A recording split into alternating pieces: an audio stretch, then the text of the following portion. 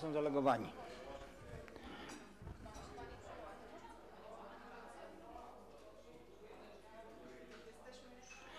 Bardzo proszę o ciszę, proszę o zajęcie miejsc. Dzień dobry Państwu.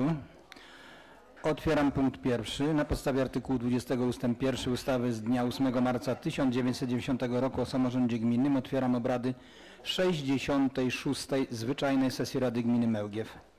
Stwierdzam, że na 15 wybranych radnych obecnych jest 11, co stanowi niezbędne kworum do podejmowania prawomocnych uchwał. Obrady są rejestrowane za pomocą urządzeń nagrywających i uczestnicząc w sesji wyrażacie Państwo zgodę na przetwarzanie i upublicznianie swoich danych osobowych. Witam serdecznie wszystkich radnych. W imieniu własnym i radnym witam naszych gości. Panią Magdalenę Wójcik, wójta gminy Mełgiew. Witam panią Annę Dygulską, sekretarza gminy. Panią Agnieszkę Kulisz, skarbnika gminy. Witam pana Franciszka Mroza, członka zarządu powiatu świdnickiego. Panią Annę Pytkę, radną powiatu świdnickiego. Serdecznie witam pracowników Urzędu Gminy biorących udział w sesji. Sołtysów, przybyło publiczność oraz osoby oglądające nas za pomocą transmisji w internecie. Pominąłem jeszcze panią kierownik Ośrodka Pomocy Społecznej, panią Iwonę Jaworską. Serdecznie witamy. Zamykam punkt pierwszy, otwieram punkt drugi. Panie i panowie radni oraz zaproszeni goście z zaproszeniami na sesję otrzymali projekt porządku obrad. Jednak w międzyczasie do Biura Rady Gminy wpłynął następujący projekt uchwały. Projekt uchwały w sprawie zmiany uchwały w sprawie uchwalenia regulaminu utrzymania czystości i porządku na terenie gminy Mełgiew. Proponuję wprowadzić ten temat do porządku obrad w punkcie 10 przed wolnymi wnioskami i informacjami. Następne tematy przyjęłyby kolejne numery. Czy ktoś chciałby jeszcze wnieść jakieś uwagi do porządku obrad? Proszę bardzo.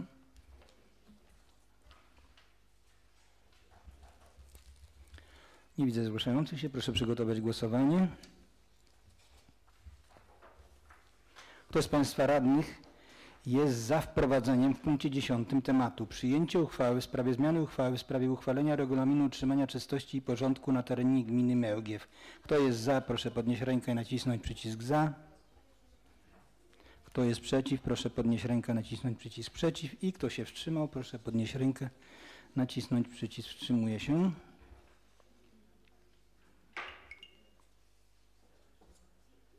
Głosowało 11 radnych, za 11, przeciw 0, wstrzymujących się 0.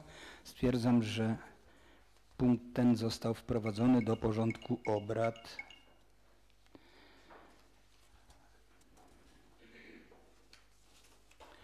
Porządek obrad będzie się przedstawiać następująco.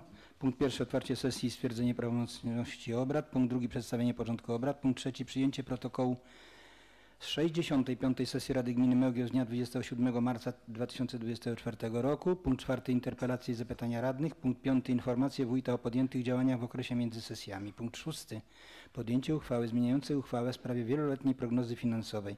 Punkt siódmy, podjęcie uchwały zmieniającej uchwałę w sprawie uchwały budżetowej na rok 2024. Punkt ósmy, podjęcie uchwały w sprawie uchwalenia miejscowego planu zagospodarowania przestrzennego gminy Mełgiew w miejscowości Nowy Krępiec. Punkt 9. Przedstawienie sprawozdania z zakresu wspierania rodziny w gminie Mełgiew w 2023 roku wraz ze sprawozdaniem finansowo-rzeczowym z wykonania tych zadań. Punkt 10. Przyjęcie uchwały w sprawie zmiany uchwały w sprawie uchwalenia regulaminu utrzymania czystości i porządku na terenie gminy Mełgiew. Punkt 11. Wolne wnioski i informacje. Punkt 12. Zakończenie obrad. Ponieważ dokonaliśmy zmiany w porządku obrad, to ten porządek obrad jesteśmy zobowiązani przegłosować właśnie z tą wprowadzoną zmianą.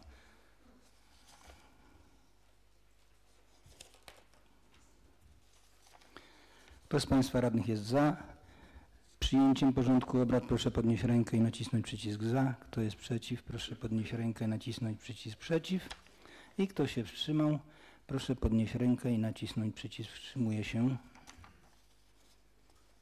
Głosowało 11 radnych, za 11, przeciw 0, wstrzymujących się 0. Stwierdzam, że porządek obrad został przyjęty. Zamykam punkt drugi, otwieram punkt trzeci. Protokół z 65. sesji Rady Gminy Mełgiew z dnia 27 marca 2024 roku dostępny był do wglądu w Urzędzie Gminy Mełgiew, w Biurze Rady oraz w aplikacji posiedzenia.pl oraz na stronie BIP Urzędu. Każdy z radnych mógł się zapoznać wcześniej z jego treścią. Czy są uwagi do tego dokumentu?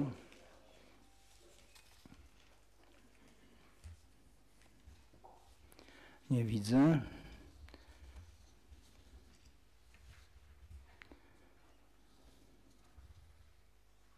Wobec niewniesienia do protokołu uwag proszę o przygotowanie głosowania.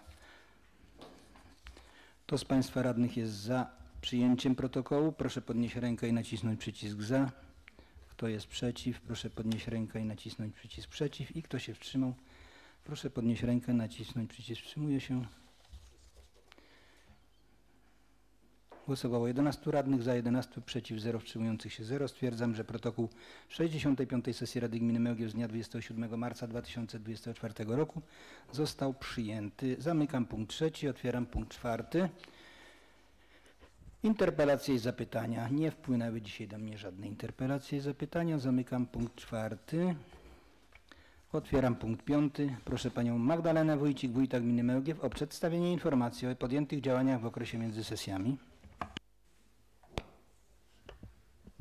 Szanowny Panie Przewodniczący, Szanowni Państwo Radni, sołtysi i zaproszeni goście. Zacznę swoją informację o podjętych działaniach między sesjami od zakresu oświaty. Spływają do nas arkusze organizacyjne na kolejny rok szkolny, przygotowywane oczywiście przez dyrektorów naszych szkół. W najbliższym czasie będą one oczywiście przez nas sprawdzane pod kątem założeń, jakie również wypracowaliśmy wspólnie z dyrektorami. Są to założenia, które są uzgodnione, które wpływają na to, żebyśmy naszą również tą gospodarkę finansową w zakresie oświaty bacznie na nią się tak naprawdę przyglądali, żeby te regulacje wszystkie, jakie są możliwe, kierowali w kierunku patrzenia na to, jak pieniądze wydajemy, zwłaszcza z tego względu, że wspólnie tutaj podejmujemy decyzję o tym, żeby doinwestowywać infrastrukturę oświatową w naszej gminie i z tego względu również mamy pod baczeniem swoim na te wydatki, które są realizowane w szkołach. Oczywiście są te arkusze przekazywane i zgodnie z terminami będą i zatwierdzane i przedstawiane do kuratorium. Ponadto realizujemy już projekt, na który otrzymaliśmy dofinansowanie z Urzędu Marszałkowskiego, ze środków z Unii Europejskiej. Projekt nazywa się Szkoły skrojone na miarę. Już dzieci uczestniczą w zajęciach dodatkowych. Są to zajęcia rozwijające, wyrównawcze, pomocowe. Zajęcia intensywnie już odbywają się od marca. Już na pewno za chwilę będziemy również ogłaszać i zapytania,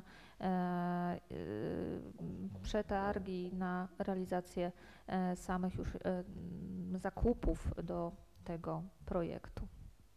Proszę Państwa, z zakresu samego rolnictwa i również działalności gospodarczej w marcu zostały wysłane do producentów rolnych decyzje w sprawie przyznania zwrotu podatku akcyzowego zawartego w cenie oleju napędowego wykorzystywanego do produkcji rolnej. Również wprowadziliśmy do systemu rejestracji pomocy publicznej sprawozdanie udzielonej pomocy publicznej w rolnictwie lub rybołówstwie za decyzje wystawiane od 1 do 13 marca. Również została przygotowana informacja, sprawozdanie dotyczące działalności samorządów gminnych w zakresie profilaktyki i rozwiązywania problemów alkoholowych w 2023 roku. Również chcę się z Państwem podzielić ważną informacją, dlatego że dnia 3 kwietnia w Lubelskim Centrum Konferencyjnym w Lublinie odbyła się uroczysta gala, podczas której przyznaliśmy laureatów 5. edycji konkursu Rolnik z Lubelskiego 2024. Z mojego wniosku zostało skierowane 3 rolników do nagrodzenia. Konkurs był właśnie kierowany do rolników, którzy poprzez wdrażanie innowacyjnych rozwiązań z racjonalnym korzystaniem z funduszy unijnych, dbanie o estetykę gospodarstwa rolnego wyróżniają się wysokim wskaźnikiem produkcji. Gmina Mełgiew oczywiście po raz kolejny przystąpiła do tego konkursu i tak jak mówię, zgłosiłem kandydatów z naszej gminy. I ważne również, co chcę Państwu przekazać, zgłoszony przeze mnie pan Tadeusz Szczęśniak z miejscowości Minkowic otrzymał wyróżnienie w kategorii produkcja zwierzęca. Również zgłoszona przez nas pani Joanna Zielińska z Minkowic i Łukasz Zieliński z Trzeszkowic otrzymali dyplomy uznania za udział w konkursie Rolnik z Lubelskiego 2024. Konkurs ten był ogłaszany przez Urząd Marszałkowski, realizowany w Departamencie Rozwoju Obszarów Wiejskich i tam te nagrody wręczał pan Zdzisław Szwed, członek zarządu województwa lubelskiego. Również nasi sołtysi tutaj obecni brali udział w konkursie. Nasz sołtys i 5 kwietnia odbyła się finałowa gala w Lubelskim Centrum Konferencyjnym dotycząca rozstrzygnięcia konkursu Nasz Sołtys. Konkurs został zorganizowany po raz drugi przez Urząd Marszałkowski Województwa Lubelskiego i nasi sołtysi w dowód uznania za swoją pracę, ale również i w tym, że chcieli przystąpić do tego konkursu, otrzymali i podziękowania, i upominki. Pamiętajmy o tym, że sołtysi jako przedstawiciele lokalnej społeczności odgrywają bardzo istotną rolę w codziennym funkcjonowaniu naszych miejscowości. I właśnie ten konkurs stanowi okazję do wyróżnienia i honorowania wyjątkowych osób, które aktywnie działają na rzecz rozwoju lokalnej społeczności. Serdecznie gratuluję, dziękuję za udział w tym konkursie i mam nadzieję, że będziecie Państwo chętnie uczestniczyć w przyszłych konkursach. Proszę Państwa, z zakresu inwestycji myślę, że tutaj troszeczkę dłużej porozmawiamy, chociaż może najpierw sama realizacja projektów z dofinansowania ze środków zewnętrznych. Została podpisana umowa o dofinansowanie na modernizację boiska wielofunkcyjnego Orlik w Mełgwi. Szacowany koszt inwestycji to ponad 246 tysięcy złotych. Dofinansowanie ze środków Ministerstwa Sportu i Turystyki w ramach programu modernizacyjnego to jest połowa tej kwoty, czyli ponad 123 tysiące złotych. Planowany zakres inwestycji to renowacja nawierzchni strawy syntetycznej i również wymiana urządzeń, wymiany opraw świetlnych, montaż monitoringu, remont szatni. Termin zakończenia zadania inwestycyjnego planujemy do końca września bieżącego roku. Aktualizujemy w tym momencie naszą dokumentację, aby móc ogłosić przetarg w tym zakresie. Również do etapu negocjacji został zakwalifikowany projekt Równe szanse podniesienie jakości edukacji przedszkolnej w oddziałach prowadzonych przez gminę Mełgiew w ramach programu Fundusze Europejskie dla Lubelskiego na lata 21-27. Zakres projektu to zakup wyposażenia i pomocy dydaktycznych oraz realizacja zajęć dodatkowych w 5 punktach przyszkolnych przy szkołach podstawowych na terenie gminy Mełgiew. Dodatkowo w 4 placówkach zostaną doposażone place zabaw oraz w 2 zostaną wykonane prace adaptacyjne w zakresie dostępności dla osób z niepełnosprawnościami. Całkowita wartość projektu to ponad 1 887 tysięcy złotych. Wnioskowane dofinansowanie ze środków Unii Europejskiej to ponad 1 770 tysięcy złotych. Planowany termin realizacji od 1 września 2024 roku do 31 sierpnia 2025 roku. Oczywiście tutaj w ramach naszych projektów realizujemy, tak jak mówiłam, szkoła skrojona na miarę, ale jest to projekt realizowany w klasach starszych, natomiast dla oddziałów przedszkolnych nie mieliśmy projektu. Mamy nadzieję, że po negocjacjach otrzymamy dofinansowanie i będziemy mogli zrealizować ten zakres, nie tylko właśnie tak inwestycyjny, gdzie mamy zaplanowane place zabaw przy szkołach, ale również ten zakres dodatkowych zajęć dla dzieci, o które wnioskowali nauczyciele wraz z dyrektorami. No, on też był oczywiście układany w dużej współpracy z dyrektorami dyrektorami szkół. Także również dziękuję za to przygotowanie, za przygotowany materiał do napisania tego wniosku. Również, proszę Państwa, złożyliśmy wniosek o dofinansowanie do Rządowego Funduszu Rozwoju Dróg na realizację zadania inwestycyjnego rozbudowa drogi gminnej nr 105542L w Mełgwi. Został ogłoszony ten nabór i wybraliśmy drogę, która wpisuje się w ramy tego programu i mamy nadzieję, że to dofinansowanie otrzymamy. Jest to oczywiście w odpowiedzi na ogłoszone dofinansowanie z Lubelskiego Urzędu Wojewódzkiego. Ulica Trzeciakowska. Natomiast również poza tym, że wniosek został złożony, to już możemy również przystępować do jego realizacji, bo akurat te wnioski są i refundowane, więc budowa tej drogi czy tak rozpocznie się tym rokiem. Proszę Państwa, z zakresu realizacji zamówień publicznych, bo inwestycje będą najdłuższe, to może jeszcze zamówienia publiczne. W dniu 2 kwietnia rozstrzygnięto postępowanie, które nosi nazwę budowa oświetlenia drogowego w miejscowościach Janówek, Lubieniec i Krzesimów. W postępowaniu wpłynęło aż 10 ofert. Do realizacji wybrano ofertę firmy Makar Energetyka Andrzej Cichosz za cenę 362 786 zł. Przedmiot zamówienia dotyczy budowy oświetlenia drogowego w 3 miejscowościach. Budowa oświetlenia drogi powiatowej nr 2101L w miejscowości Janówek jest doświetlenie zakrętu przy Świetlicy, szeroko omawiane na zebraniach z mieszkańcami miejscowości Janówek i ten zakres będziemy realizować. Budowa oświetlenia drogowego drogi gminnej numer 105506L w miejscowości Krzesimów, 105195L w miejscowości Lubieniec oraz drogi powiatowej nr 2020L i 2018L w miejscowości Krzesimów i Lubieniec, gmina Mełgiew.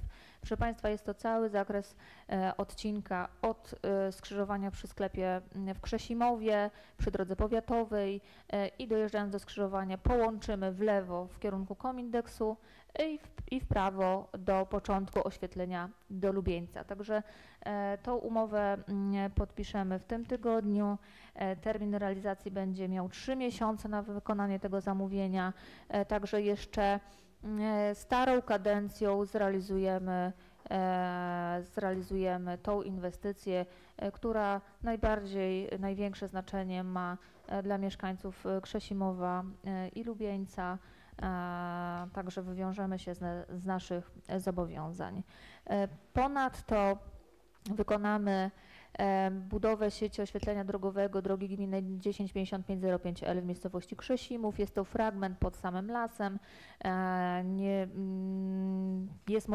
Była możliwość rozbudowy tego oświetlenia w takim zakresie i taki zakres będzie realizowany. Proszę Państwa, jeszcze z zakresu zamówień publicznych. W dniu 3 kwietnia dokonano wyboru najkorzystniejszej oferty w postępowaniu pod nazwą Zagospodarowanie Centrum Miejscowości Mełgiew, w którym wpłynęło 4 oferty.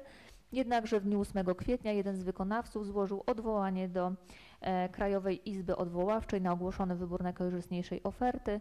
Z uwagi na to, że wybrany wykonawca nie przystąpił wraz z gminą po stronie zamawiającego w postępowaniu odwoławczym, zamawiający wniósł o umorzenie postępowania odwoławczego i dokonanie unieważnienia czynności wyboru oferty najkorzystniejszej. W dniu 19 kwietnia zostało ogłoszone przez Krajową Izbę Odwoławczą postanowienie w sprawie odwołania, na podstawie którego zamawiający będzie mógł powtórzyć czynność badania i oceny ofert w przedmiotowym postępowaniu. W związku z powyższym wybrany oferent będzie odrzucony, natomiast będziemy wybierać spośród 3 kolejnych wykonawców. W dniu 8 kwietnia otrzymaliśmy informację o pozytywnej ocenie postępowania o udzielenie zamówienia publicznego, którego przedmiotem jest budowa sieci wodociągowej w miejscowościach Mełgiew, Trzeciaków, Trzeszkowice, Krzesimów, Żurawniki i oczyszczalni ścieków przy szkole w Krzesimowie. Kontrolę przeprowadził Urząd Marszałkowski Województwa Lubelskiego w Lublinie. Proszę Państwa, aktualnie przygotowujemy i w najbliższym czasie ogłosimy postępowanie dotyczące kompleksowej dostawy gazu ziemnego do budynków gminy Mełgiew i jej jednostek organizacyjnych. Również przygotowujemy się do ogłoszenia przetargu na odbieranie i zagospodarowanie odpadów komunalnych z nieruchomości, na których zamieszkują mieszkańcy położonych w granicach administracyjnych gminy Mełgiew oraz z punktu selektywnego zbioru odpadów komunalnych. Mamy umowę do końca czerwca, no w związku powyższym już jest to czas na przygotowanie samego przetargu.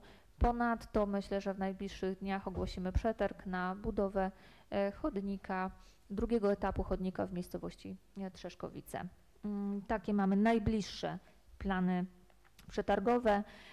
Oczywiście pracujemy nad kolejnymi, ale to jest w zależności od tego, jak będziemy otrzymywać pozwolenia i zgłoszenia ze starostwa powiatowego, gdzie troszeczkę mamy różnych problemów, ale myślę, że w najbliższym czasie się ustabilizuje sytuacja. Proszę Państwa, z zakresu realizacji inwestycji. Budowa oświetlenia drogowego na terenie gminy Mełgiew. Wiecie o tym Państwo, że jesteśmy już w końcowej fazie budowy odcinków oświetlenia drogowego. Ja myślę, że już nie będę dzisiaj wymieniać wszystkich naszych pozycji, które realizujemy. Ja tylko przypomnę, że przedmiotem inwestycji jest budowa energooszczędnego oświetlenia drogowego na odcinku o łącznej długości 17 km. Oprawy oświetleniowe zostały zamontowane na istniejących słupach energetycznych. Jest to oświetlenie podwieszone, a także zostały wybudowane nowe słupy oświetleniowe wraz z linią kablową. Jest to oświetlenie wydzielone. Umowny termin realizacji prac przypada na przełom kwietnia i maja. Jedna firma do 26 kwietnia, druga firma do 3 maja. Wykonawcy przygotowują się do zgłoszenia zakończenia prac i przystąpienia do ich odbioru. Sieci oświetleniowe zostały wykonane, wszystkie podwieszone, wszystkie wydzielone. I wykonawcy sporządzają dokumentację i przedkładają je do zgłoszenia do odbioru w zakładzie energetycznym w PGE. Istnieją odcinki, na których oświetlenie jeszcze nie działa. I to jest Minkowice Kolonia, Krzesimów przy drodze gminnej 105519, czyli w sołectwie Krzesimów 1 i w Dominowie pod Lasem. Wynika to z realizacji ze strony PGE formalności związanych z możliwością założenia liczników. Proszę Państwa, zawsze jest tak, że oczywiście instalacja jest gotowa, jest przez wykonawcę zgłoszenie do zakładu energetycznego. Jak zakład energetyczny wyda certyfikat, to wtedy już my przejmujemy dopięcie wszystkich spraw dotyczących założenia licznika i podpisania umowy, co się z tym wiąże. Także po otrzymaniu certyfikatu wnioskujemy o podpisanie umowy i wtedy po podpisaniu umowy dopiero wyznaczają termin na założenie licznika. I te sprawy na tych odcinkach, które jeszcze nie świecą, właśnie się dzieją. Także spokojnie, jest to tylko kwestia czasu, kiedy to się zapali. Proszę Państwa, w zakresie remontów dróg gminnych, remont drogi gminnej nr 105514L w miejscowości Krzesimów, gmina Mełgiew, jest realizowany remont. Wartość inwestycji to ponad 1 200 000 złotych. Dofinansowanie otrzymaliśmy z Rządowego Funduszu Rozwoju Dróg w wysokości 724 638 zł 52 grosze. Zakres prac budowlanych obejmuje wykonanie nowej nawierzchni asfaltowej o zasadniczej szerokości 4 metry z lokalnymi zwężaniami do 3,5 metra, z obustronnymi poboczami gruntowymi ulepszonymi kruszowym łamanym o zmiennej szerokości. Zgodnie z umową remont wykonywany będzie w okresie do 1 maja. Na dzień dzisiejszy termin nie jest zagrożony. Podkreślam, że jest to remont, czyli remontujemy to, co istnieje, nie wprowadzamy żadnych nowych rozwiązań. Oczywiście w ramach tych prac remontowych zostanie wykonana przebudowa przepustu, bo taki zakres był objęty dokumentacją. W dniach 23-24 kwietnia będzie wykonywana nawierzchnia asfaltowa pełną szerokością, czyli będą bardzo duże ograniczenia w ruchu, więc to jest dzień dzisiejszy, dzień jutrzejszy. Będzie to wykonywana warstwa wyrównawcza i ścieralna. W związku z powyższymi pracami w tych dniach w godzinach od 7 do 16 będzie utrudniony przejazd. Potem zostaną wykonane pobocza w tym zakresie. Kolejny remont, jaki prowadzimy, to remont drogi gminnej nr 105520 Eldominów-Żurawniki. Jest tam również realizowany ten remont na odcinku ponad kilometra. Wartość inwestycji to 858 827 tysięcy złotych i dofinansowanie również z Rządowego Funduszu Rozwoju Dróg to kwota ponad 478 tysięcy złotych. Prace budowlane obejmują wykonanie nawierzchni asfaltowej o istniejącej szerokości wraz z podbudową oraz utwardzeniem poboczy kruszywem łamanym, wykonanie warstw wiążącej i ścieralnej wraz z odtworzeniem warstw konstrukcyjnych jezdni pozwoli na wykonanie solidnego połączenia komunikacyjnego na odcinku pomiędzy miejscowością Dominów a Żurawniki. Planowany termin zakończenia remontu, no myślimy, że do końca miesiąca już jest chyba pierwsza warstwa, jeszcze druga została, tak, także aż miło popatrzeć, aż żałuję, że zdjęć nie zrobiłam poprzednio. Także cieszy bardzo nas ta inwestycja, która tak naprawdę dobiega końca. Kolejną inwestycję, którą proszę Państwa realizujemy, to jest budowa sieci wodociągowej w miejscowościach Mełgiew, Trzeciaków, Trzeszkowice, Krzesimów. Ja tylko przypomnę, że wartość inwestycji to ponad 1 743 000 złotych. Wykonawca to jest firma Budimar. 26 stycznia podpisaliśmy z nią umowę i prace będą realizowane do końca sierpnia. Aktualnie są gromadzone materiały na tej budowie. Myślę, że zauważalne są leżące rury, ale ponadto w Trzeciakowie realizuje się remont drogi powiatowej, który też nas naprawdę bardzo, bardzo cieszy. Proszę Państwa, kolejną inwestycją, którą jesteśmy w trakcie realizacji, to budowa oczyszczalni ścieków przy Szkole Podstawowej w Krzesimowie. Wartość inwestycji to ponad 114 tysięcy złotych. 21 marca podpisaliśmy umowę na realizację tego zadania i termin realizacji to jest 4 miesiące od daty zawarcia umowy. Także jeszcze chwila, myślę, że bardziej te prace będą, kiedy już będą wakacje. No jest to jednak korzystanie z całej instalacji sanitarnej, więc będzie łatwiej, jeżeli już dzieci w szkole nie będzie. Proszę Państwa, z takich bieżących rzeczy również wykonaliśmy remont ulicy Modrzewskiego w Krępcu, gdzie na odcinku ponad 330 metrów umocniliśmy drogę gruntową poprzez ułożenie i mechaniczne zagęszczenie warstwy mieszanki z kruszyw na szerokości 4 metrów. Wartość tego zamówienia to prawie 80 tysięcy złotych. Również w dniu 27 marca gmina Mełgiew zawarła umowę ze spółką Simba na realizację budowy integracyjnego placu zabaw w miejscowości Mełgiew. Jest to lokalizacja przy boisku przy naszym stadionie w Mełgwi. Wartość inwestycji to ponad 567 tysięcy złotych. Termin realizacji jest do 10 czerwca 2024 roku. Zakres obejmuje wykonanie tego placu, oczywiście wykonanie ogrodzenia, wykonanie nawierzchni bezpiecznej, dostawę i montaż urządzeń placu zabaw i urządzeń porządkowych, tak jak oczywiście przecież i kosze na śmieci, ławki parkowe. To zabezpieczamy już też w takie elementy ten plac zabaw. Proszę Państwa, w miesiącu kwietniu wykonany został również przepust pod drogą gminną 105519L w miejscowości Krzesimów.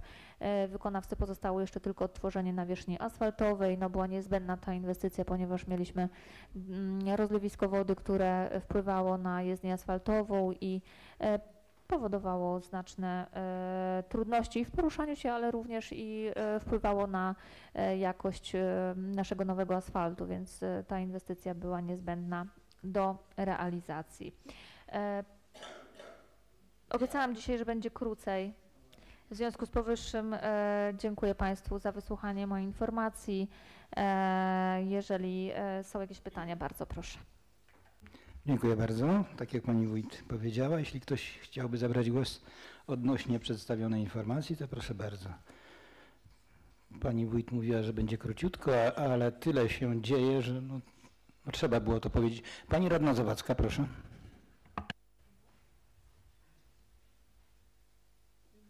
Chciałam pani wójt zapytać o Podzamcze, oczywiście drugi etap tej drogi, bo nic nie usłyszałam na ten temat. Dziękuję. Proszę pani wójt. Jeżeli chodzi o drogę w Podzamczu, jest ona zakwalifikowana do dofinansowania. Niestety nie dostaliśmy dofinansowania z Funduszu Ochrony Gruntów Rolnych i zrobiliśmy taką sprytną zamianę, gdzie tu na poczekaniu trzeba właśnie patrzeć, co się pojawia, jakie są możliwości. I droga w Podzamczu będzie przypisana do Polskiego Ładu.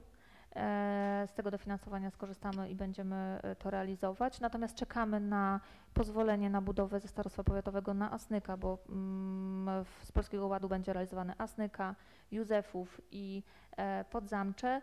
Natomiast no, czekamy na pozwolenie na budowę na Asnyka. Nie wiem, ile to jeszcze potrwa. Jesteśmy cały czas w kontakcie ze Starostwem Powiatowym.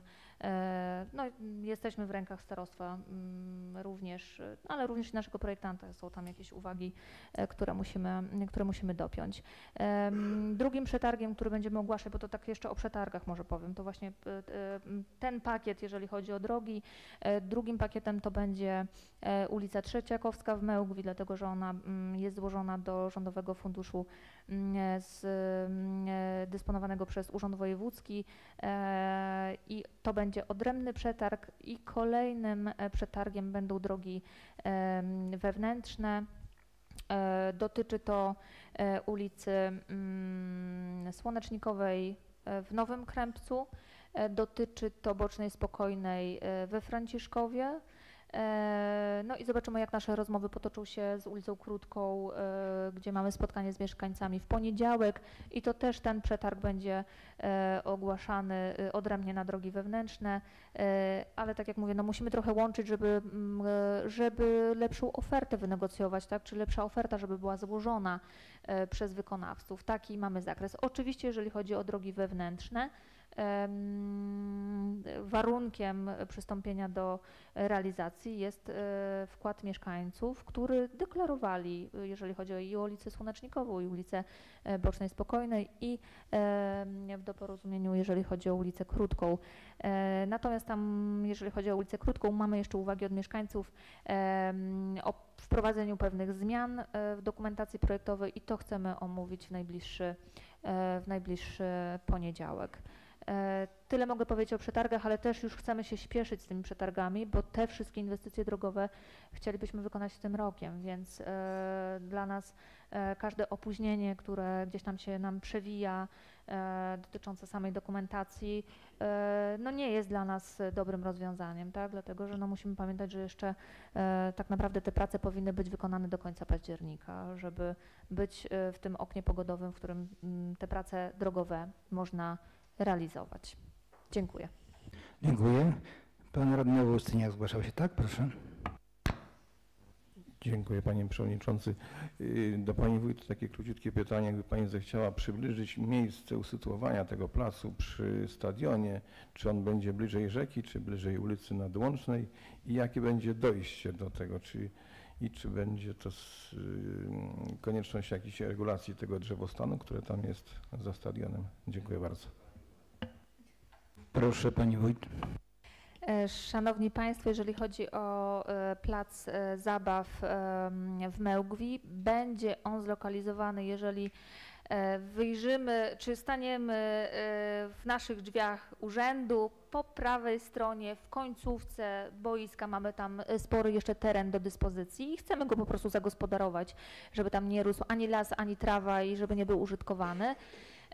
I ten plac będzie ogrodzony, będzie on faktycznie bliżej rzeki niż ulicy Nadłącznej, ale ogrodzony, to podkreślam. Natomiast dojście w tym momencie już otrzymaliśmy dokumentację i złożymy tę dokumentację do Starostwa Powiatowego, żeby uzyskać niezbędne pozwolenia.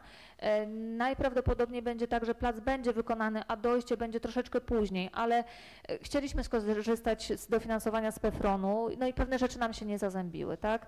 Natomiast jeżeli chodzi o samo dojście do placu zabaw, znowu będziemy składać o dofinansowanie do Urzędu Marszałkowskiego z programu 7.10, to jest rozwój turystyki lub coś w tym stylu nazywa się ten program. I tak szukamy tych pieniędzy cały czas zewnętrznych, żeby w to wszystko pocelować. Może nie będzie się to zazębiać, ale na pewno będziemy się starać tak, żeby i to dojście może było trawiaste, ale zawsze wykoszone, żeby nie było problemu, ale to będzie naprawdę różnica kilku miesięcy, dlatego że też możemy rozpocząć roboty budowlane, jeżeli chodzi o ten zakres, który my będziemy składać do Urzędu Marszałkowskiego wcześniej niż nawet złożenie wniosku, także tu nam w niczym to nie przeszkadza. Najważniejsze, że już dokumentację na to dojście mamy i złożymy wniosek do Starostwa Powiatowego. To dojście oczywiście jest kolejnym elementem rewitalizacji samej Mełgwi, czyli w nawiązaniu do fontanny, w nawiązaniu do placu Młynarza i ta druga strona będzie w taki sam sposób realizowana. Co jeszcze Państwu powiem, że mamy projektowany kolejny etap tej rewitalizacji, gdzie o ile otrzymamy dofinansowanie, będziemy chcieli zlokalizować tężnie, również w tym takim zagajniczku po lewej stronie, znowu bliżej ulicy 3 Maja, przy dojściu właśnie do placu, żeby również był taki moment i dla seniorów na poczytanie, na przykład z książką, ale być tak naprawdę w otoczeniu zdrowego powietrza, tak? Także o ile otrzymamy na to dofinansowanie, to chcemy, żeby taki element również był w Mełgwi. Ostatnim elementem, który będziemy wykonywać, to jest przejście przez rzekę od naszego młynarza na drugą stronę. I to będzie ten ostatni element i najdłużej nam z tym schodzi z tego względu, że tu są pozwolenia wodnoprawne. I dlatego musimy to odłożyć po prostu w czasie i nie możemy teraz tego wykonać, ale zabezpieczymy dojście od ulicy Nadłącznej. Zejście mamy też, które jest w tym momencie, będzie to wszystko połączone, że będzie to dostępne. Także naprawdę ten obszar Mełgwi, centrum Mełgwi zmieni swój krajobraz, zmieni również możliwości korzystania naszej społeczności z tych terenów, które mamy, tak? Które faktycznie będą taką możliwością pospacerowania z rodziną i cieszenia się tym otoczeniem, które mamy, tak? Bo naprawdę otoczenie mamy piękne i myślę, że warto w to centrum naszej Mełgwi zainwestować. Dziękuję. Dziękuję bardzo. Czy ktoś jeszcze chciałby zabrać głos odnośnie przedstawionej informacji przez Panią Wójt?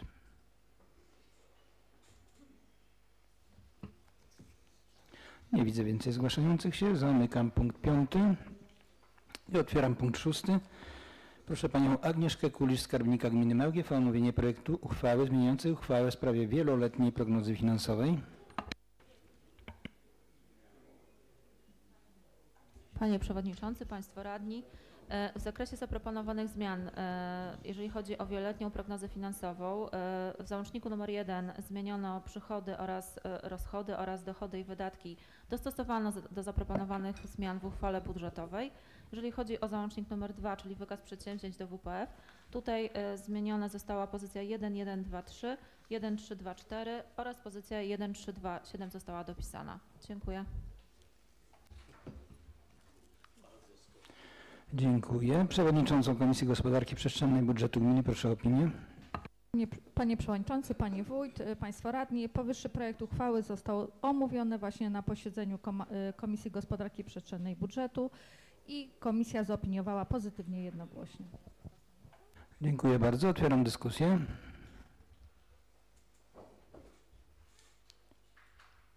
Nie widzę zgłaszających się. Projekt uchwały radni otrzymali przed sesją. Pytam, czy są jakieś uwagi do treści uchwały?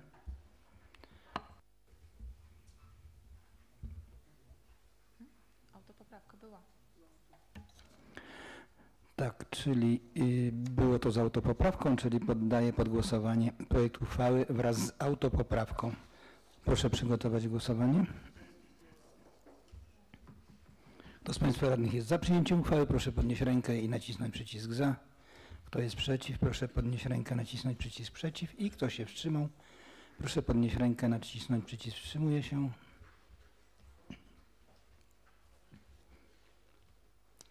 Głosowało 11 radnych, za 11, przeciw 0, wstrzymujących się 0. Stwierdzam, że uchwała została przez radnych przyjęta jednogłośnie. Zamykam punkt 6. Otwieram punkt 7. I tu również proszę Panią Agnieszkę Kuryś, skarbnika gminy, omówienie projektu uchwały zmieniającej uchwałę w sprawie uchwały budżetowej na 2024 rok. Panie Przewodniczący, Państwo Radni, zaproponowane zmiany w zakresie dochodów budżetu. Uwzględniono zwiększenie dochodów dotyczące otrzymanych środków z Lubelskiego Urzędu Wojewódzkiego. Zmiany te dokonano w rozdziałach: rozdział 853,95, paragraf 2100, rozdział 853,95, paragraf 2180, rozdział 855,03, paragraf 2010, rozdział 751,09, paragraf 2010, rozdział 751,13, paragraf 2010, rozdział 852,30, paragraf 2100 oraz rozdział 854,15, paragraf 2030. Uwzględniono również zwiększenie dochodów z tytułu uzyskanych środków z Ministerstwa Finansów.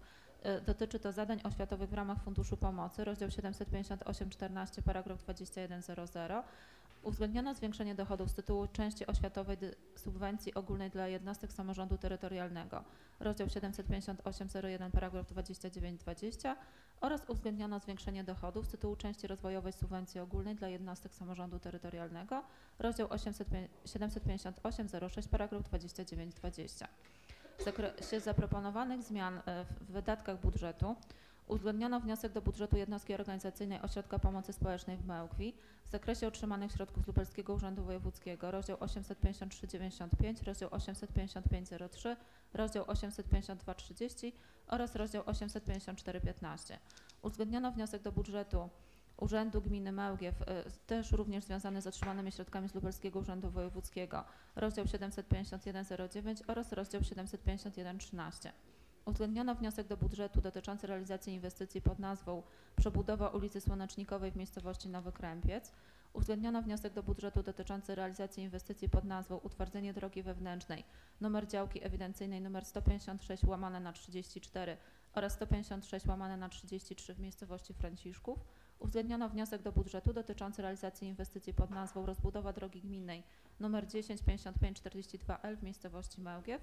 Uwzględniono wnioski do budżetu Szkoły Podstawowej w Jackowie, rozdział 801,01 oraz Szkoły Podstawowej w Krzesimowie, również rozdział 801,01 oraz uwzględniono wniosek do budżetu dotyczący zmian w rozdziałach 400,02, 758,18, 801,01, 853,95, 995. Są to zmiany związane z bieżącą działalnością gminy. W zakresie zmian w przychodach budżetu zwiększono kwotę przychodów budżetu w związku z obowiązkiem zapewnienia równowagi budżetowej. Jeżeli chodzi o zmiany w rozchodach budżetu, tutaj zwiększono kwotę rozchodów budżetu w związku z uwzględnieniem wniosku Gminnego Przedsiębiorstwa Komunalnego w Mełkwi dotyczącego zabezpieczenia środków na pożyczkę na realizację zadania dotyczącego budowy sieci wodociągowej w Dominowie i Żurawnikach. Jest to etap 2., 3., 6. oraz rozbudowa etapu 4. Dziękuję. Dziękuję bardzo. Przewodniczącą Komisji Gospodarki Przestrzennej i Budżetu Gminy proszę o opinię. Panie Przewodniczący, Panie Wójt, powyższy projekt uchwały wraz z autopoprawką został omówiony i został zaopiniowany pozytywnie jednogłośnie. Dziękuję bardzo. Otwieram dyskusję.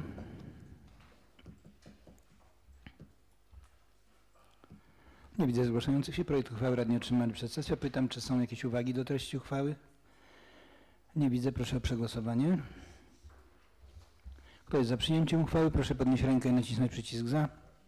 Kto jest przeciw, proszę podnieść rękę i nacisnąć przycisk przeciw. I kto się wstrzymał, proszę podnieść rękę, nacisnąć przycisk wstrzymuje się.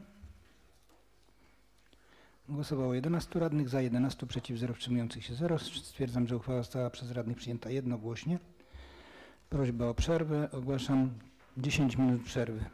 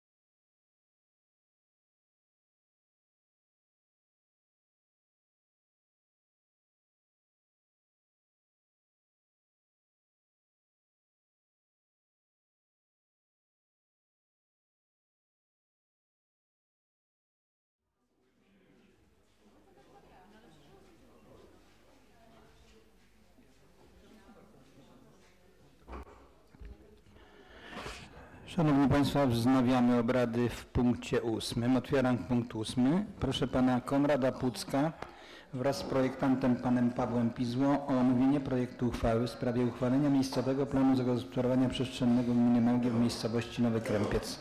Proszę bardzo. Szanowna Pani Wójt, Panie Skarbnik Sekretarz, Szanowny Panie Przewodniczący, wszyscy Szanowni Państwo Radni i Sołtysi. Przedstawiony do uchwalenia projekt miejscowego planu, dobrze jest? Tak?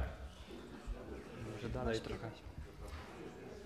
Projekt miejscowego planu zagospodarowania przestrzennego gminy Małgiew w miejscowości Nowy Krępiec sporządzony został w następstwie uchwały nr 39 łamane przez 289 łamane przez 18 Rady Gminy Małgiew z 27 września 2018 roku. Opracowany plan obejmuje tereny położone w obrębie geodezyjnym nr 15 Nowy Krępiec Kolonia. Całość opracowania wykonana jest zgodnie z zapisami studium uwarunkowań i kierunków zagospodarowania przestrzennego gminy Małgiew.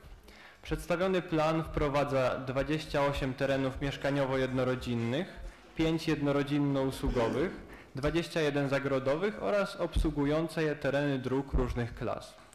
W trakcie prac nad planem odbyły się 3 wyłożenia omawianego planu do publicznego wglądu, w ramach których odbyły się również 3 dyskusje publiczne.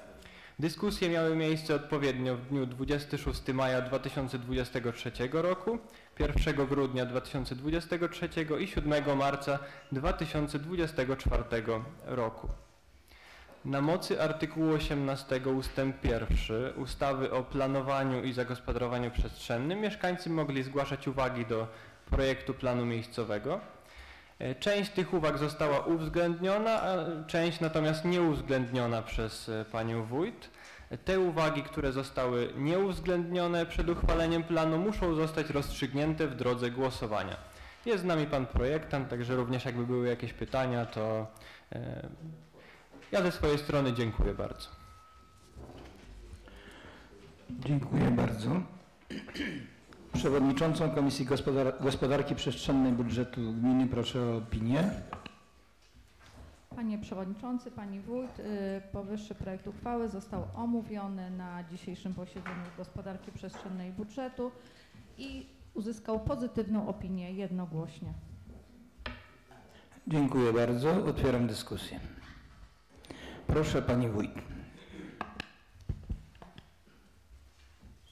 Szanowni Państwo, jak już było wskazane, były 3 wyłożenia miejscowego projektu zmian miejscowego planu zagospodarowania przestrzennego dla miejscowości Nowy Krępiec. Po pierwszym i drugim wyłożeniu łącznie było 42 uwagi, które nie zostały uwzględnione i oczywiście część uwag, które zasłużyły na to uwzględnienie i faktycznie uwzględniłam je ze względu na racjonalność i możliwości uwzględnienia tych uwag. Chcę tylko podkreślić, że po trzecim wyłożeniu nie było już żadnych uwag do wykładanego miejscowego planu, który ma taki sam kształt, jak dzisiaj z Państwem omawiamy. Ważną, może istotną sprawą jest to, że na bieżąco przy wyłożeniu informowaliśmy mieszkańców o wszystkich rozstrzygnięciach uwag, jak i z pierwszego, tak i z drugiego wyłożenia i myślę, że skutkiem tego było właśnie zgodność co do przedstawionego projektu planu w trzecim wyłożeniu. Dlatego też prosimy Państwa o akceptację i zagłosowanie za wprowadzeniem, za uchwaleniem tego planu miejscowego zagospodarowania przestrzennego dla miejscowości Nowy Krępiec. Dziękuję. Dziękuję bardzo. Czy ktoś z Państwa chciałby jeszcze zabrać głos?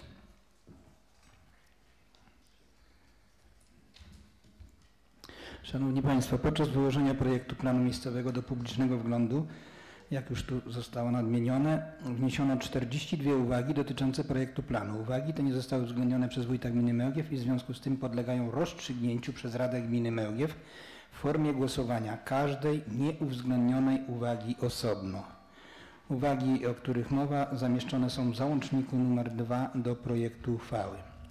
Wszyscy Państwo radni otrzymaliście dokumenty i czy pomimo tego, że dostali Państwo wykaz uwag wraz z materiałami na sesję, ktoś z Państwa radnych chce, aby odczytywać treści uwag przed głosowaniem?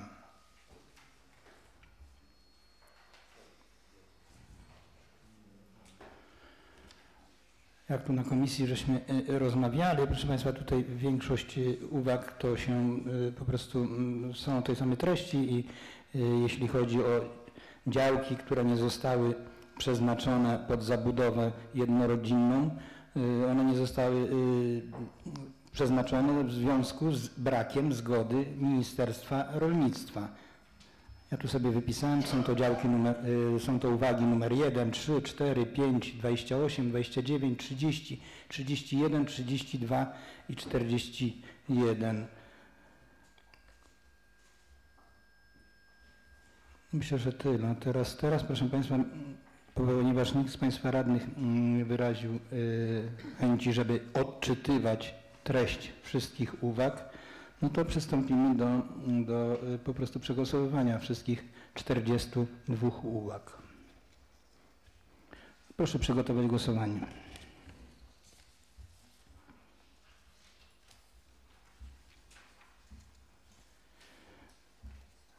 Kto z Państwa radnych jest za nieuwzględnieniem uwagi nr 1 do projektu planu? Proszę podnieść rękę i nacisnąć przycisk za. Kto jest przeciw? Proszę podnieść rękę, nacisnąć przycisk przeciw. I kto się wstrzymał? Proszę podnieść rękę, nacisnąć przycisk wstrzymuje się. Głosowało 11 radnych, 11 za, 0 przeciw, 0 wstrzymujących się. Stwierdzam, że uwaga numer 1 nie została uwzględniona.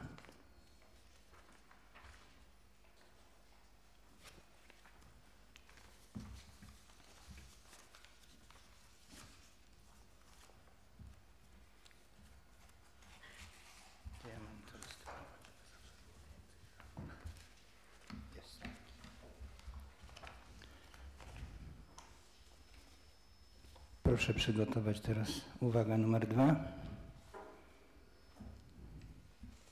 Kto z Państwa radnych jest za nieuwzględnieniem uwagi numer 2 do projektu planu? Proszę podnieść rękę i nacisnąć przycisk za. Kto jest przeciw? Proszę podnieść rękę i nacisnąć przycisk przeciw. I kto się wstrzymał? Proszę podnieść rękę i nacisnąć przycisk wstrzymuje się. Głosowało 11 radnych, za 11, 0 przeciw, 0 wstrzymujących się. Stwierdzam, że uwaga numer 2 nie została uwzględniona. Proszę przygotować kolejne głosowanie. Kto z Państwa radnych jest za nieuwzględnieniem uwagi nr 3 do projektu uchwały? Proszę podnieść rękę i nacisnąć przycisk za. Kto jest przeciw? Proszę podnieść rękę i nacisnąć przycisk przeciw. I kto się wstrzymał? Proszę podnieść rękę i nacisnąć przycisk wstrzymuje się.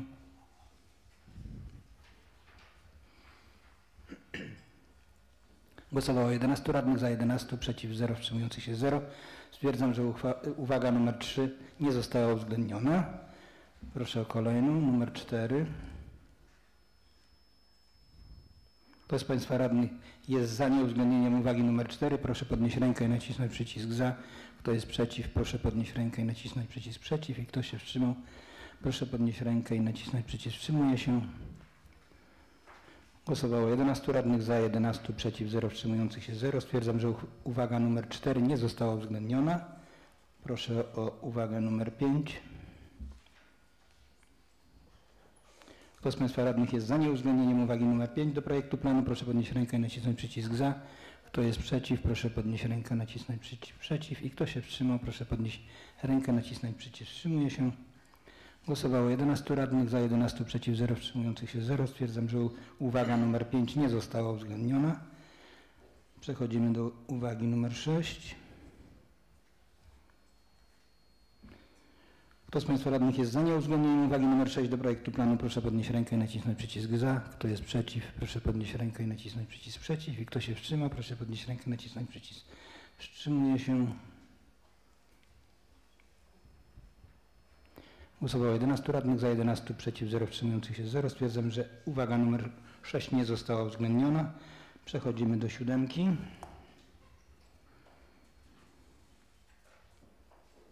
Kto z Państwa radnych jest za nieuwzględnieniem uwagi numer 7 do projektu planu? Proszę podnieść rękę i nacisnąć przycisk za.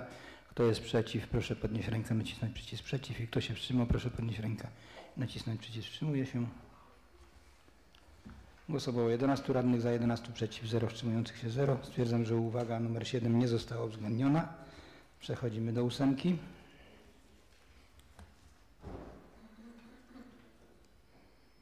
Kto z Państwa radnych jest za nieuwzględnieniem uwagi numer 8 do projektu planu? Proszę podnieść rękę i nacisnąć przycisk za. Kto jest przeciw? Proszę podnieść rękę i nacisnąć przycisk przeciw. I kto się wstrzymał? Proszę podnieść rękę i nacisnąć przycisk wstrzymuje się. Głosowało 11 radnych, za 11, przeciw 0, wstrzymujących się 0. Stwierdzam, że uwaga numer 8 nie została uwzględniona. Przechodzimy do uwagi numer 9. Kto z Państwa radnych jest za nieuwzględnieniem uwagi numer 9? Proszę podnieść rękę i nacisnąć przycisk za. Kto jest przeciw? Proszę podnieść rękę i nacisnąć przycisk za. I kto się wstrzymał? Proszę podnieść rękę i nacisnąć przycisk wstrzymuje się. Głosowało 11 radnych, przeciw 0, wstrzymujących się 0. Stwierdzam, że uwaga numer 9 nie została uwzględniona. Przechodzimy do 9. Do 10, przepraszam. Kto z Państwa radnych jest za nieuwzględnieniem uwagi numer 10 do projektu planu? Proszę podnieść rękę i nacisnąć przycisk za. Kto jest przeciw? Proszę podnieść rękę i nacisnąć przycisk przeciw. I kto się wstrzymał? Proszę podnieść rękę i nacisnąć przycisk wstrzymuje się.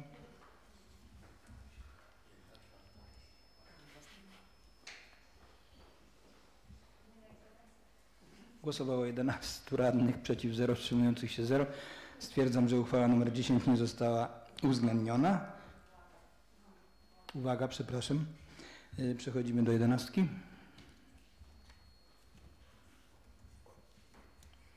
Kto z Państwa radnych jest za nieuwzględnieniem uwagi nr 11? Proszę podnieść rękę i nacisnąć przycisk za. Kto jest przeciw? Proszę podnieść rękę i nacisnąć przycisk przeciw. I kto się wstrzymał? Proszę podnieść rękę, nacisnąć przycisk wstrzymuje się.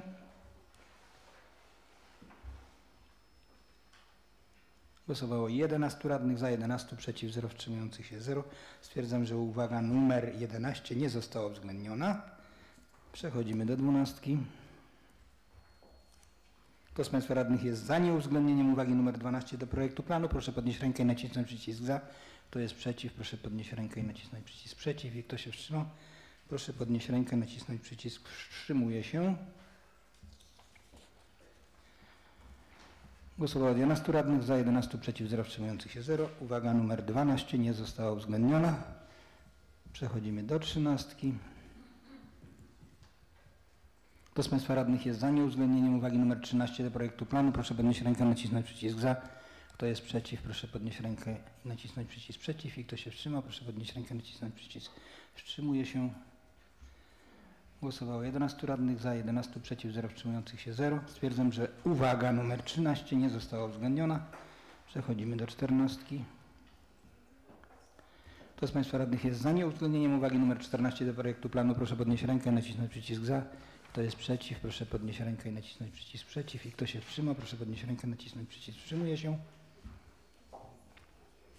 Głosowało 11 radnych, 11 za, 0 przeciw, 0 wstrzymujących się. Stwierdzam, że uwaga numer 14 nie została uwzględniona. Przechodzimy do 15. Kto z Państwa radnych jest za nieuwzględnieniem uwagi numer 15 do projektu planu? Proszę podnieść rękę i nacisnąć przycisk za. Kto jest przeciw? Proszę podnieść rękę i nacisnąć przycisk przeciw. I kto się wstrzymał? Proszę podnieść rękę i nacisnąć przycisk wstrzymuje się.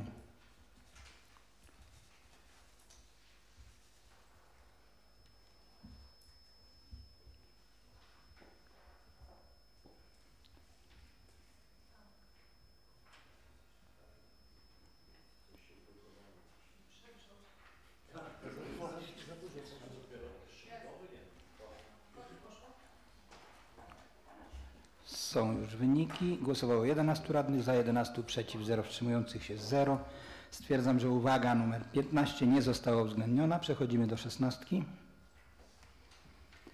Kto z Państwa radnych jest za nieuwzględnieniem uwagi numer 16 do projektu planu? Proszę podnieść rękę i nacisnąć przycisk za.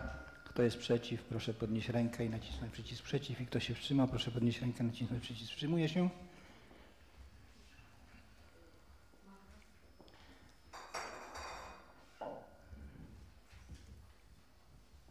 Głosowało 11 radnych, za 11, przeciw 0, wstrzymujących się 0. Stwierdzam, że uwaga numer 16 nie została uwzględniona. Przechodzimy do 17. Kto z Państwa radnych jest za nieuwzględnieniem uwagi numer 17 do projektu planu, proszę podnieść rękę i nacisnąć przycisk za.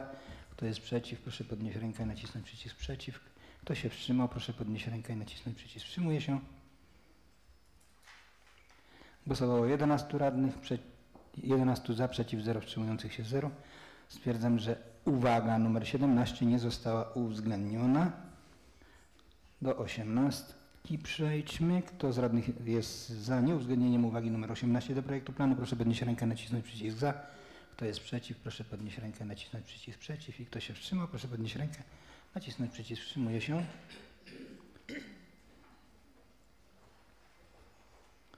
Głosowało 11 radnych, za 11, przeciw 0, wstrzymujących się 0. Stwierdzam, że uwaga numer 18 nie została uwzględniona. Przechodzimy do 19. Kto z Państwa radnych jest za nieuwzględnieniem uwagi numer 19 do projektu planu, proszę podnieść rękę i nacisnąć przycisk za. Kto jest przeciw, proszę podnieść rękę, nacisnąć przycisk przeciw. I kto się wstrzymał, proszę podnieść rękę, nacisnąć przycisk wstrzymuje się. Głosowało 11 radnych, za 11, przeciw 0, wstrzymujących się 0. Stwierdzam, że uwaga numer 19 nie została uwzględniona. Przechodzimy do 20. Kto z Państwa radnych jest za nieuwzględnieniem uwagi numer 20 do projektu planu, proszę podnieść rękę, nacisnąć przycisk za. Kto jest przeciw, proszę podnieść rękę, nacisnąć przycisk przeciw. I kto się wstrzymał, proszę podnieść rękę, nacisnąć przycisk wstrzymuje się. Głosowało 11 radnych, 11 za, przeciw 0, wstrzymujących się 0. Stwierdzam, że uwaga numer 20 nie została uwzględniona. Przechodzimy do uwagi numer 21. Kto z Państwa radnych jest za nieuwzględnieniem uwagi numer 21 do projektu planu, proszę podnieść rękę, nacisnąć przycisk za. Kto jest przeciw, proszę podnieść rękę, nacisnąć przycisk przeciw. I kto się wstrzymał, proszę podnieść rękę, nacisnąć przycisk wstrzymuje się. Głosowało 11 radnych. 11 za, przeciw 0, wstrzymujących się 0. Stwierdzam, że uwaga numer 21 nie została uwzględniona. Przechodzimy do 22. Kto z Państwa radnych jest za nieuwzględnieniem uwagi numer 22 do projektu planu, proszę podnieść rękę, nacisnąć przycisk za. Kto jest przeciw, proszę podnieść rękę, nacisnąć przycisk przeciw. I kto się wstrzymał, proszę podnieść rękę, nacisnąć przycisk wstrzymuje się. Głosowało 11 radnych, 11 za, przeciw 0, wstrzymujących się 0. Stwierdzam, że uwaga numer 22 nie została uwzględniona. 23. Kto z Państwa radnych jest za nieuwzględnieniem uwagi numer 23 do projektu planu, proszę podnieść rękę, nacisnąć przycisk za. Kto jest przeciw, proszę podnieść rękę, nacisnąć przycisk przeciw. I kto się wstrzymał, proszę podnieść rękę, nacisnąć przycisk wstrzymuje się. Głosowało 11 radnych, za 11, przeciw 0, wstrzymujących się 0. Stwierdzam, że uwaga numer 23 nie została uwzględniona. Kto z Państwa radnych jest za nieuwzględnieniem uwagi numer 24 do projektu planu, proszę podnieść rękę i nacisnąć przycisk za. Kto jest przeciw, proszę podnieść rękę, nacisnąć przycisk przeciw. I kto się wstrzymał, proszę podnieść rękę, nacisnąć przycisk wstrzymuje się. Głosowało 11 radnych, 11 za, przeciw 0, wstrzymujących się 0. Stwierdzam, że uwaga numer 24 nie została uwzględniona. Przechodzimy do 25. Kto z Państwa radnych jest za nieuwzględnieniem uwagi numer 25 do projektu planu, proszę podnieść rękę i nacisnąć przycisk za. Kto jest przeciw, proszę podnieść rękę, nacisnąć przycisk przeciw. I kto się wstrzymał, proszę podnieść rękę, nacisnąć przycisk wstrzymuje się. Głosowało 11 radnych, 11 za, przeciw 0, wstrzymujących się 0. Stwierdzam, że uwaga numer 25 nie została uwzględniona. Przechodzimy do 26. Kto z Państwa radnych jest za nieuwzględnieniem uwagi numer 26 do projektu planu, proszę podnieść rękę i nacisnąć przycisk za. Kto jest przeciw, proszę podnieść rękę, nacisnąć przycisk przeciw. I kto się wstrzymał, proszę podnieść rękę, nacisnąć przycisk wstrzymuje się. Głosowało 11 radnych, 11 za, przeciw 0, wstrzymujących się 0. Stwierdzam, że uwaga numer 26 nie została uwzględniona. Kto z Państwa radnych jest za nieuwzględnieniem uwagi nr 27 do projektu planu, proszę podnieść rękę i nacisnąć przycisk za. Kto jest przeciw, proszę podnieść rękę i nacisnąć przycisk przeciw. Kto się wstrzymał, proszę podnieść rękę i nacisnąć przycisk wstrzymuje się. Głosowało 11 radnych, za 11, przeciw 0, wstrzymujących się 0. Stwierdzam, że uwaga numer 27 nie została uwzględniona. Kto z Państwa radnych jest za nieuwzględnieniem uwagi nr 28 do projektu planu? Proszę podnieść rękę i nacisnąć przycisk za. Kto jest przeciw? Proszę podnieść rękę i nacisnąć przycisk przeciw. Kto się wstrzymał? Proszę podnieść rękę i nacisnąć przycisk wstrzymuje się.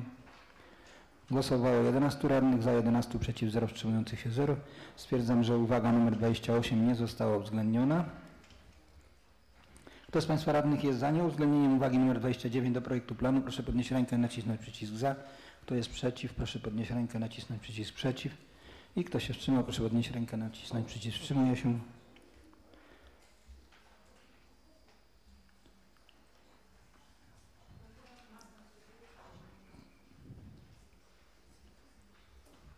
Głosowało 11 radnych, 11 za, przeciw 0, wstrzymujących się 0. Stwierdzam, że uwaga nr 29 nie została uwzględniona. Kto z Państwa radnych jest za nieuwzględnieniem uwagi nr 30 do projektu planu? Proszę podnieść rękę i nacisnąć przycisk za. Kto jest przeciw? Proszę podnieść rękę i nacisnąć przycisk przeciw. I kto się wstrzymał? Proszę podnieść rękę i nacisnąć przycisk wstrzymuje się. Głosowało 11 radnych, 11 za, przeciw 0, wstrzymujących się 0. Stwierdzam, że uwaga nr 30 nie została uwzględniona. Kto z Państwa radnych jest za nieuwzględnieniem uwagi nr 31 do projektu planu? Proszę podnieść rękę i nacisnąć przycisk za. Kto jest przeciw? Proszę podnieść rękę i nacisnąć przycisk przeciw. I kto się wstrzymał? Proszę podnieść rękę i nacisnąć przycisk wstrzymuje się. Głosowało 11 radnych, 11 za, przeciw 0, wstrzymujących się 0. Stwierdzam, że uwaga nr 31 nie została uwzględniona. Kto z Państwa radnych jest za nieuwzględnieniem uwagi nr 32 do projektu planu? Proszę podnieść rękę i nacisnąć przycisk za. Kto jest przeciw? Proszę podnieść rękę, nacisnąć przycisk przeciw. I kto się wstrzymał? Proszę podnieść rękę, nacisnąć przycisk wstrzymuje się.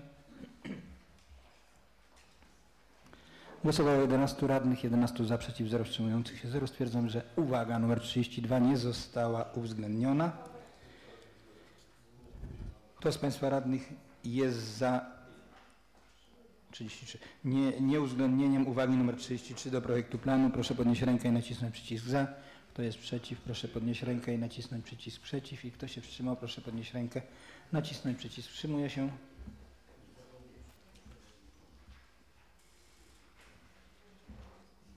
Głosowało 11 radnych, 11 za, przeciw 0, wstrzymujących się 0. Stwierdzam, że uwaga nr 33 nie została uwzględniona. Kto z Państwa radnych jest za nieuwzględnieniem uwagi nr 34 do projektu planu? Proszę podnieść rękę i nacisnąć przycisk za. Kto jest przeciw? Proszę podnieść rękę i nacisnąć przycisk przeciw. I kto się wstrzymał? Proszę podnieść rękę i nacisnąć przycisk wstrzymuje się. Głosowało 11 radnych, 11 za, 0 przeciw, 0 wstrzymujących się. Stwierdzam, że uwaga nr 34 nie została uwzględniona. Kto z Państwa radnych jest za nieuwzględnieniem uwagi nr 35 do projektu planu? Proszę podnieść rękę i nacisnąć przycisk za. Kto jest przeciw? Proszę podnieść rękę i nacisnąć przycisk przeciw. Kto się wstrzymał? Proszę podnieść rękę i nacisnąć przycisk wstrzymuje się. Głosowało 11 radnych, 11 za, przeciw 0, wstrzymujących się 0. Stwierdzam, że uwaga nr 35 nie została uwzględniona. Kto z Państwa radnych jest za nieuwzględnieniem uwagi nr 35 do projektu? Nie przełożyłem kartki, przepraszam. Kto z Państwa radnych jest za nieuwzględnieniem uwagi nr 36 do projektu planu? Proszę podnieść rękę, nacisnąć przycisk wstrzymuje się. Już mi się miesza, przepraszam. Kto jest za, proszę, kto jest za nieuwzględnieniem uwagi nr 36, proszę podnieść rękę i nacisnąć przycisk za. Kto jest przeciw, proszę podnieść rękę i nacisnąć przycisk przeciw. I kto się wstrzymał, proszę podnieść rękę, nacisnąć przycisk wstrzymuje się.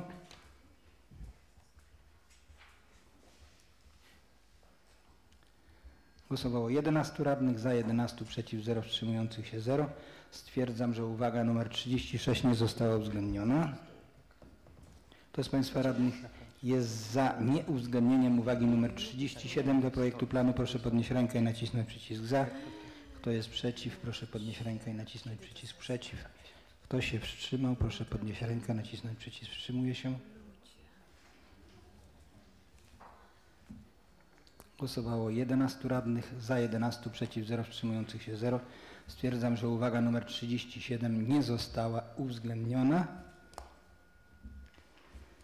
Kto z Państwa radnych jest za nieuwzględnieniem uwagi nr 38 do projektu planu? Proszę podnieść rękę, nacisnąć przycisk za.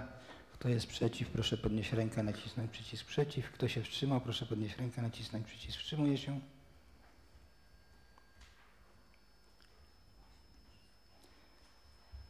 Głosowało 11 radnych, 11 za, przeciw 0, wstrzymujących się 0. Stwierdzam, że uwaga numer 38 nie została uwzględniona.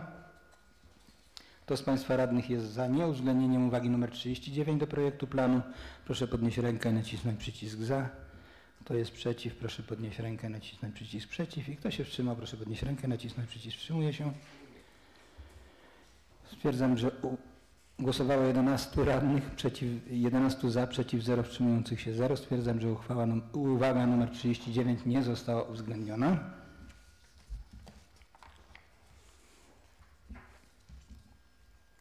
Kto z Państwa radnych jest za nieuwzględnieniem uwagi numer 40 do projektu planu? Proszę podnieść rękę i nacisnąć przycisk za. Kto jest przeciw? Proszę podnieść rękę i nacisnąć przycisk przeciw. I kto się wstrzymał? Proszę podnieść rękę i nacisnąć przycisk wstrzymuje się.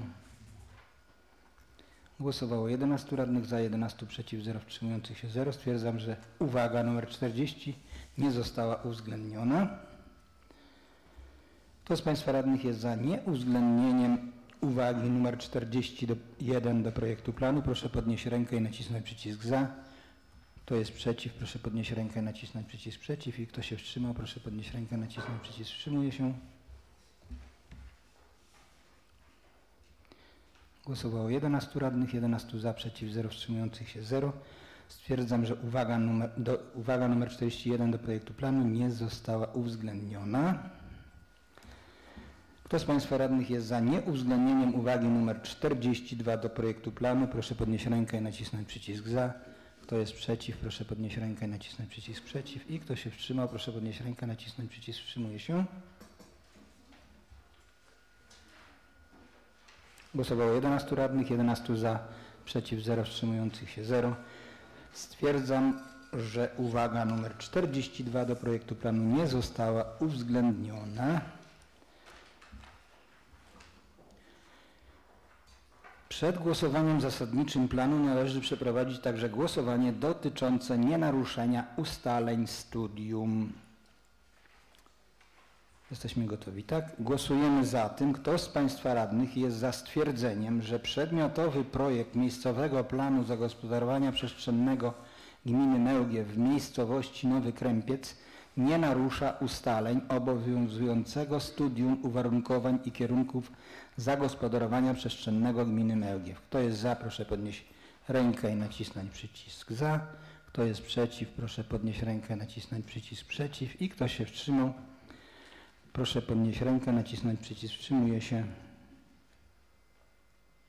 Głosowało 11 radnych, za 11, przeciw 0, wstrzymujących się 0. Czyli stwierdziliśmy, że miejscowy plan nie narusza ustaleń studium. Przechodzimy teraz do głosowania właściwego. Kto z Państwa radnych jest za przyjęciem uchwały w sprawie uchwalenia miejscowego planu zagospodarowania przestrzennego gminy Mełgiew w miejscowości Nowy Krępiec? Proszę podnieść rękę i nacisnąć przycisk za. Kto jest przeciw? Proszę podnieść rękę i nacisnąć przycisk przeciw. I kto się wstrzymał?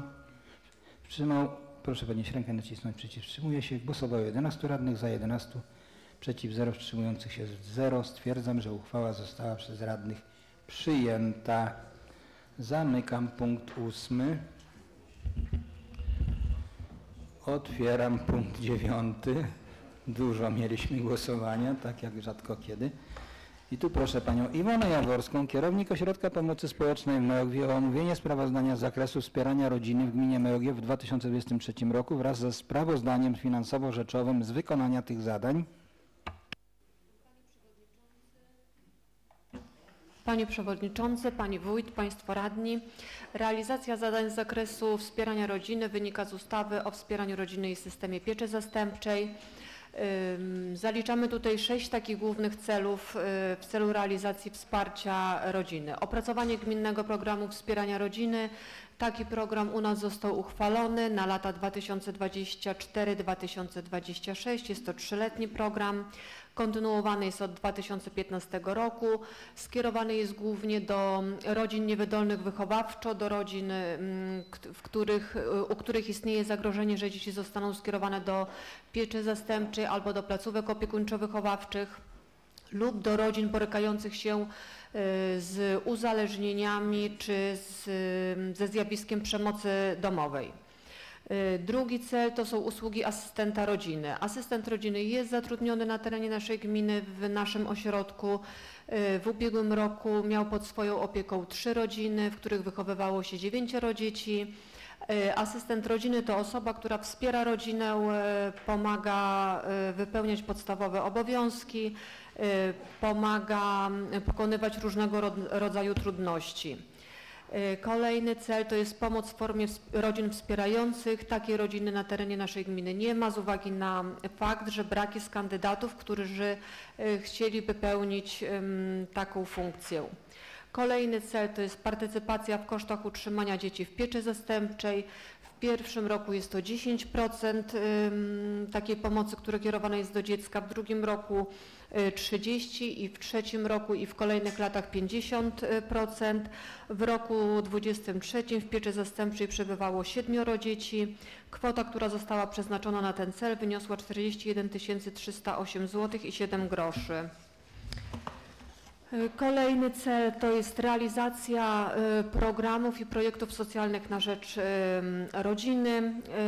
Jak co roku realizowaliśmy program opieka wytchnieniowa, który był skierowany do 24 osób, 15 osób dorosłych i 9 dzieci. Realizowaliśmy również program Korpus Wsparcia Seniorów, korzystało 8 seniorów. Realizowaliśmy projekt socjalny Koperta Życia dla Seniora. Mieliśmy 100 takich kopert, są jeszcze dostępne w Ośrodku Pomocy Społecznej. Gdyby ktoś był zainteresowany, to zapraszamy. Jest to taka koperta, w której jest kartka. Taką kartkę zanosi się do lekarza rodzinnego. Lekarz rodzinny wpisuje tam choroby i aktualnie przyjmowane leki. Tą kopertę umieszcza się w lodówce, a na lodówce przykleja się lub przyczepia się za pomocą magnesu właśnie taki magnes. Jeżeli jest osoba samotna lub jacyś starsi, na przykład małżonkowie, to jeżeli przyjedzie karetka i widzi taki magnes na lodówce, to już wie, że w lodówce będzie ta koperta i takie informacje o tych chorobach i o konieczności udzielonej pomocy będzie zawierała właśnie ta koperta. Także kto by był zainteresowany, to jeszcze zapraszam. I kolejne 2 projekty socjalne, które realizowaliśmy przy pomocy Szkoły Podstawowej w Mełgwi z dużym zaangażowaniem pani dyrektor, nauczycieli, uczniów i rodziców.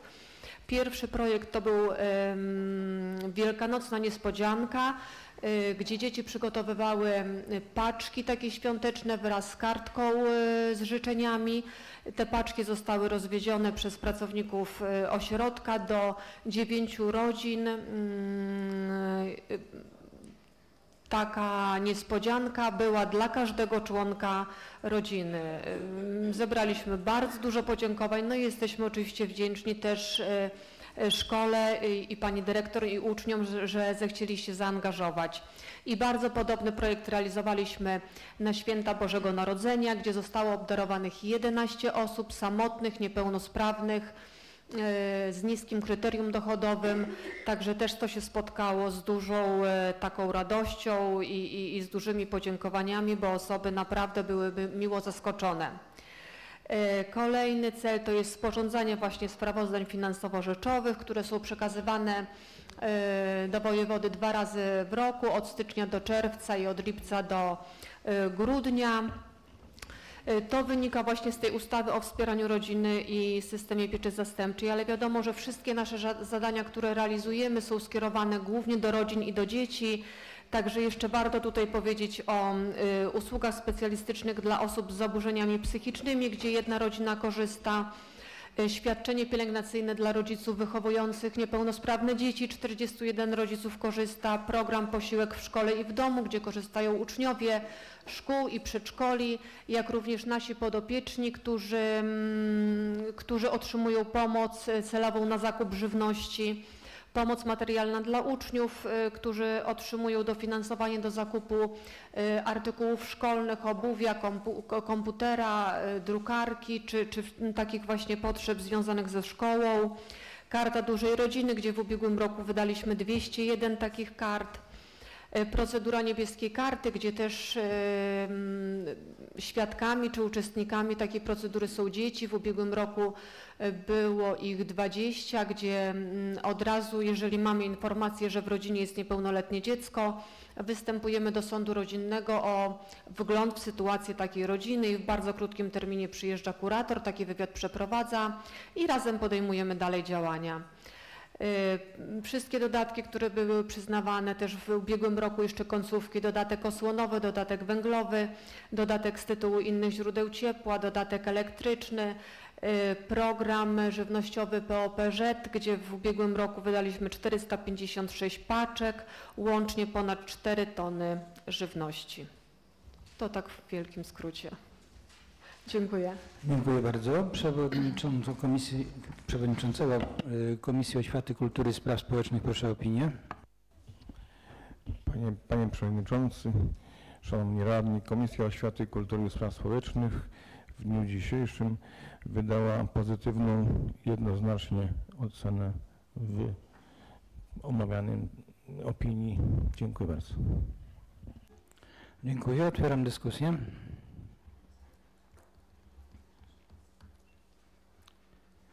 Nie widzę zgłaszających się. Państwo radni otrzymali sprawozdanie.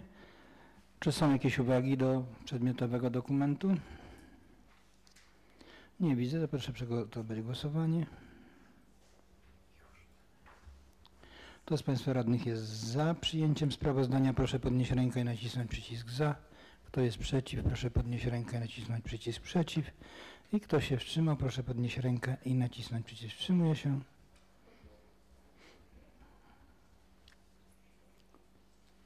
Głosowało 11 radnych, za 11, przeciw 0, wstrzymujących się 0. Stwierdzam, że sprawozdanie zostało przez radnych przyjęte jednogłośnie. Dziękujemy. Zamykam punkt 9 i otwieram punkt 10. Proszę Panią Agnieszkę Kulisz o omówienie projektu uchwały w sprawie zmiany uchwały w sprawie uchwalenia regulaminu utrzymania czystości i porządku na terenie gminy Mełgiew. Panie Przewodniczący, Państwo Radni, należało dokonać zmian w zakresie zapisów paragrafu 7 punkt 4 regulaminu utrzymania czystości i porządku na terenie gminy Mełgiew. Zmiana ta miała na celu dostosowanie do obowiązujących przepisów w zakresie sposobu selektywnego zbierania wybranych frakcji odpadów wynikających z rozporządzenia ministra klimatu i środowiska. Dziękuję. Dziękuję bardzo. Wiceprzewodniczącą Komisji Gospodarowania Mieniem, Inwestycji, Rolnictwa i Ochrony Środowiska proszę o opinię. Komisja Gospodarowania Mieniem Komunalnym, Inwestycji, Rolnictwa i Ochrony Środowiska w dniu dzisiejszym powyższy projekt uchwały zaopiniowała pozytywnie i jednogłośnie. Dziękuję bardzo. Otwieram dyskusję.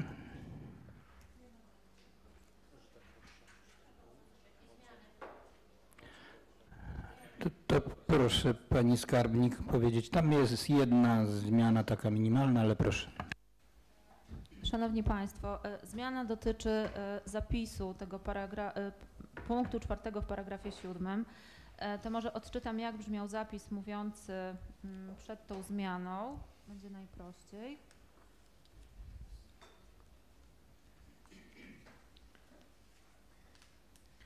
Kolor brązowy oraz oznaczenia bioodpady lub odpady biodegradowalne lub odpady zielone z przeznaczeniem na odpady ulegające biodegradacji. Tak brzmiał ten punkt.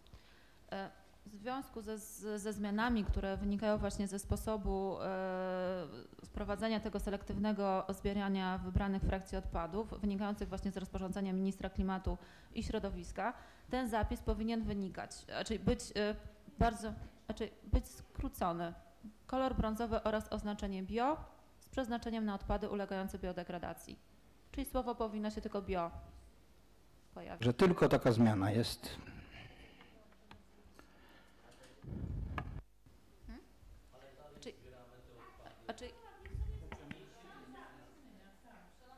Szanowni Państwo, generalnie chodzi o to, żeby worki były oznaczone słowem bio. Brązowe. Tak w skrócie. I tyle. To tu się nic nie zmienia. Tu się nic nie zmienia. Dokładnie.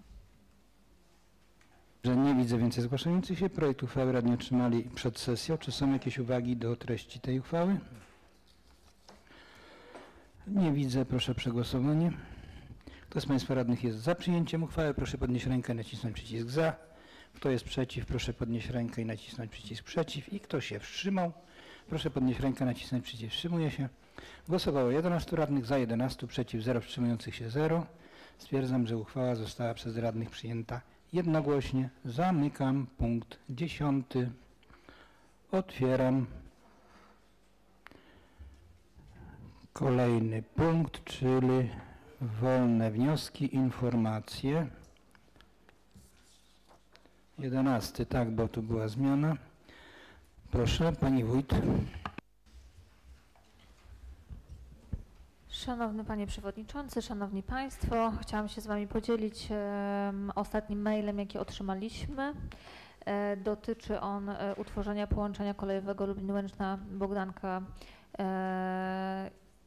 I chciałam tylko zaznaczyć, że nie otrzymaliśmy odpowiedzi na pismo, które kierowaliśmy do PKP. Odpowiedzi nie ma, ale otrzymaliśmy takiego maila, z którym chciałabym się z Państwem podzielić i chciałabym, żebyśmy potem uzgodnili, bo myślę, że reprezentacja tych miejscowości, które są dotknięte tą koleją jest, bo widzę Trzeszkowice, Krzesimów, Lubieniec, Jacków, Janowice, nie mamy pani sołtys. I Jacków jest, mówiłam już, Franciszków jest. Proszę Państwa, odczytam. Dzień dobry. Szanowni Państwo, w załączeniu przesyłam skan pisma prośby o umożliwienie przeprowadzenia spotkania informacyjno-konsultacyjnego dotyczącego zadania inwestycyjnego celu publicznego pod nazwą Opracowanie dokumentacji projektowej wraz z pełnieniem nadzoru autorskiego w ramach projektu pod nazwą Utworzenie połączenia kolejowego Lublin-Łęczna-Bogdanka realizowanego w ramach programu uzupełniania lokalnej i regionalnej infrastruktury kolejowej Kolej Plus do 2029 roku. Umowa nr 90/101 z dnia 31 stycznia 2024 roku. Z uwagi na terminarz pozostałych spotkań bardzo uprzejmie prosimy o akceptację proponowanego miejsca oraz czasu przedmiotowego spotkania, a także o poinformowanie w przyjęty u Państwa sposób o takim spotkaniu możliwie szerokiego grona mieszkańców, instytucji czy firm z Państwa terenu administracyjnego. Pozwolę sobie w przyszłym tygodniu na kontakt bezpośredni w celu formalnego potwierdzenia zmiankowanego terminu i czasu tego spotkania, czy też służenia Państwu dodatkowymi informacjami w dookreślonym zakresie. Jednocześnie informuję, że oryginał pisma został Państwu wysłany również na adres korespondencyjny przesyłką poleconą Narodowego Operatora Pocztowego. Podpisał Józef Penar, a pismo jest takiej treści. Szanowni Państwo, działając w imieniu i na rzecz inwestora firmy PKP Polskie Linie Kolejowa S.A. w związku z realizacją wyżej wymienionego projektu inwestor, mimo tego, że przedmiotowe zamierzenie budowlane jest inwestycją celu publicznego oraz nie zachodzi konieczność czy obowiązek przeprowadzenia takiej konsultacji, jest żywo zainteresowany uzyskaniem opinii, stanowisk, propozycji i tym podobnych od instytucji i osób, które w pewien sposób dotkną bezpośrednio lub pośrednio skutki realizowanej inwestycji oraz przyjęciem takiego wariantu poprowadzenia inwestycji, który będąc zgodnym z warunkiem i parametrami technicznymi i wymogami zasad bezpieczeństwa w ruchu kolejowym będzie jednocześnie generował najmniejsze możliwe negatywne skutki społeczne po stronie społeczności lokalnej. W związku z powyższym zwracamy się do Państwa z uprzejmą prośbą o umożliwienie społeczności lokalnej zapoznania się z trasą przebiegu inwestycji, czy też innymi uwarunkowaniami dotyczącymi jej realizacji.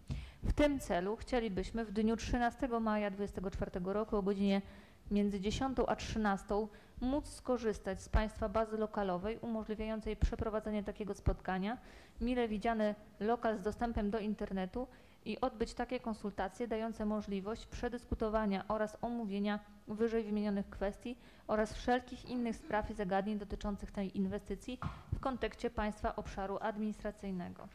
W związku z tym bardzo uprzejmie prosimy o poinformowanie w przyjęty u Państwa sposób o tym spotkaniu możliwie szerokiego grona mieszkańców instytucji czy firm, szczególnie miejscowości Franciszków, Janowice, Trzeszkowice, Józefów Kolenia, Krzesimów Północny i Lubieniec.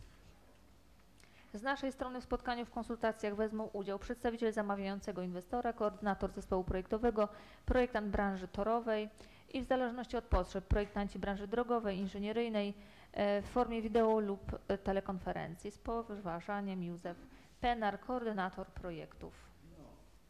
Analogicznie spotkania zaplanowane są w mieście Świdnik, poniedziałek 6 maja, godzina 10-12, gmina Wólka w miejscowości Świdnik Duży, czwartek 9 maja, gminie Łęczna, miejscowość Piotrówek II, Ciechanki Krzesimowskie, Ciechanki Łęczyńskie, Rososz, Łęczna, Stara Wieś, wtorek 14 maja między godziną 10 a 13, gminie Puchaczów, miejscowości Turowola, Puchaczów, Puchaczów Kolonia, czwartek 16 maja o godzinie 11, między godziną 11 a 13. No ja tutaj zauważyłam, że nie ma wymienionej miejscowości Jacków. Sądzę, że nie ma dotkniętych gruntów miejscowości Jacków. Z tego względu nie ma wymienionej tej miejscowości. I chciałam, proszę Państwa, ustalić z Wami, czy zgadzamy się na ten termin, czy może jakaś inna propozycja. No pamiętajmy o tym, 13 jest to dzień poniedziałek, no w godzinach takich... No właśnie, no ale z drugiej strony, proszę Państwa, możemy oczywiście zaproponować inny termin, bo możemy, jak najbardziej tu, jeżeli to ustalimy. Możemy również no, wszelkie propozycje jeszcze wystosować, tak. No ja bym, też zastanówmy się, czy może wolelibyśmy, żeby w każdej miejscowości w tym dniu odrębnie zorganizować te spotkania, żeby, czy na przykład chociaż 2 czy 3, no pamiętajmy o tym, że jeżeli to będzie jedno spotkanie, ludzi będzie bardzo dużo, no nie będzie można nawet nic powiedzieć de facto, bo słuchajcie, to też chodzi o to, żeby wszyscy mogli się wypowiedzieć, a uważam, że jest bardzo duże prawdopodobieństwo, że osób będzie bardzo dużo i nie będą nasi mieszkańcy mieli możliwości wypowiedzenia się. Więc nie wiem, czy to tylko między tymi godzinami 10-13, czy te 3 godziny wystarczy nam tego czasu, tak? To pierwsza sprawa. Uważam, że moglibyśmy się jakoś tam pogrupować, na przykład Krzesimów Północny z Lubieńcem, Trzeszkowice z Józefowem, tak? Ja uważam, że Janowice odrębnie. No i Franciszków, Jackowa nie ma, ale no nie wiem, czy Franciszków przyjedzie, tak? Albo może też odrębnie. Też tak może być. Też tak może być, chociaż no trzeba by było zobaczyć, bo tam jest fragment Janowic, słuchajcie, bo pamiętajmy, że już za skrzyżowaniem z meblami holenderskimi są Janowice, nie ma Jackowa, tam są... O mieszkańców. Oczywiście oddziaływanie na mieszkańców Jackowa będzie, więc no też dobrze byłoby, żeby mieszkańcy Jackowa również skorzystali z takiej możliwości uczestniczenia w tym.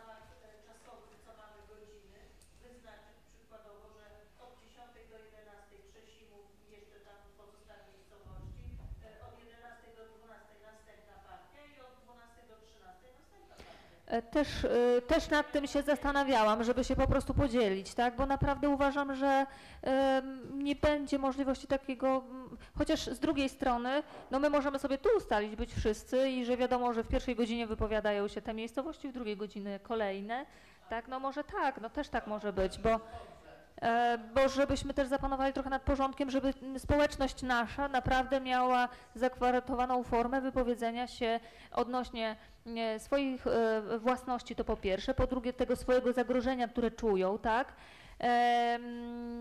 No zresztą nie wiem, jak będzie chciało PKP poprowadzić tą rozmowę. Pamiętajmy, że oni zwracają się do mnie tylko i wyłącznie o udostępnienie lokalu, a nie uczestnictwa. Proszę zobaczyć, tu nawet nie ma zaproszenia, żeby wójt uczestniczył w tym spotkaniu. To jest sytuacja może już trochę kuriozalna. Może przygotujecie panią wójt do którejś tam miejscowości na ten czas? A myślę, że jak będą się kolejno dane miejscowości wypowiadać, to nawet jeżeli przedłuży się to spotkanie o godzinę, to im się też list wystarczy. No, oczywiście. No więc do ustalenia, czy godzimy się na ten termin, czy chcemy coś innego zaproponować?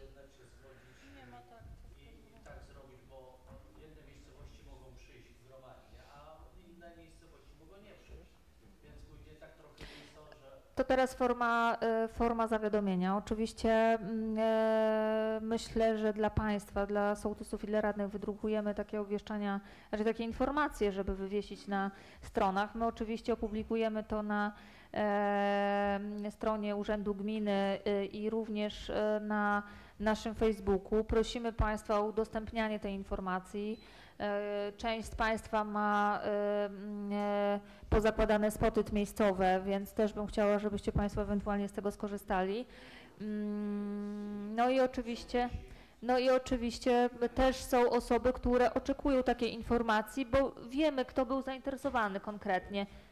Są często u sołtysów pozostawiane, czy u Pani Ani, numery telefonów tych osób, które są żywo zainteresowane i to nasza rola na tym, żeby jak największa ilość osób wiedziało o tym, bo no nie chciałabym, żeby ktoś nam zarzucił potem, że nikt nic nie wiedział. Natomiast no, też nie mamy takiej możliwości, żeby każdemu zawiadomienie wysłać, tak? No jeszcze mamy ponad 2 tygodnie, no prawie 3, tak? Więc to jest dużo czasu, natomiast na pewno trzeba będzie w każdym możliwym miejscu no, taką informację zawrzeć. Też prośby mam, jakie lokalne sklepy nasze, to myślę, że też dobre źródło informacji i taka prośba, żeby może sołtysi również uczulili właścicielów sklepów czy ekspedientów, żeby taką informację podawali, zwłaszcza bliżej tego 13, że to jest taka ważna informacja. Bo przyczepienie na samych drzwiach, no niestety często nie daje tego skutku, ale takie przypomnienie ustne, że nawet proszę przeczytać ogłoszenie, które jest na drzwiach, to już wskazuje, żeby uwagę na to zwrócić. No dobrze, to tak się umawiamy. Ja dziękuję. Jeżeli są jeszcze jakieś pytania co do tej... Bardzo proszę. Może ja trochę teraz informacji. Przypominam wszystkim Państwu radnym. Ale jeszcze w tej sprawie tutaj pani... Dobrze, proszę.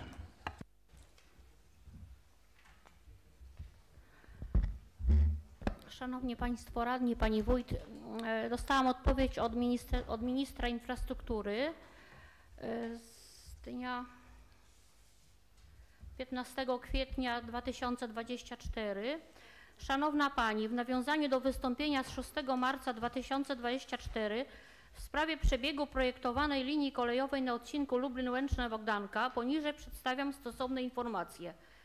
Zgodnie z zasadami programu uzupełnienia lokalnej i regionalnej infrastruktury kolejowej Kolej Plus do 2029 roku za wskazanie wariantu inwestycji odpowiedzialny jest jej wnioskodawca, to jest Urząd Marszałkowski Województwa Lubelskiego. Realizator programu PKP Polskie Linie Kolejowe S.A. zawarła z wnioskodawcą umowę dotyczącą realizacji omawianego przedsięwzięcia. Na podstawie wyżej wymienionej umowy przeprowadzone zostało postępowanie przetargowe na wybór wykonawcy dokumentacji projektowej według wariantu numer 2A zakładającego przedłużenie linii kolejowej numer 581 ze Świdnika do Bogdanki przez Krzesimów i Łęczną.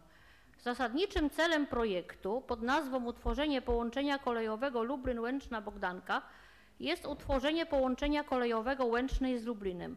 Wnioskodawca zadeklarował uruchomienie m.in. 14 par pociągów na dobę łączących Lublin z Łęczną. Wydłużenie planowanej trasy linii do Bogdanki ma umożliwić wykorzystanie jej w dowozach pracowników do kopalni węgla. Wybrany przez samorząd województwa wariant wyróżnia się najkrótszym czasem przyjazdu i drogą z Lublina do Łęcznej, a w konsekwencji najwyższym prognozowanym przyrostem liczby pasażerów. Eliminuje on także konieczność uruchamiania osobnych pociągów z Lublina na świdnickie lotnisko. Wariant 2A zakłada przecięcie Doliny Wieprza w węższym miejscu niż w wariancie numer 1, budowę bezkolizyjnych skrzyżowań oraz ponad 19 km dróg dojazdowych w celu zmniejszenia niedogodności komunikacyjnych dla miejscowej ludności.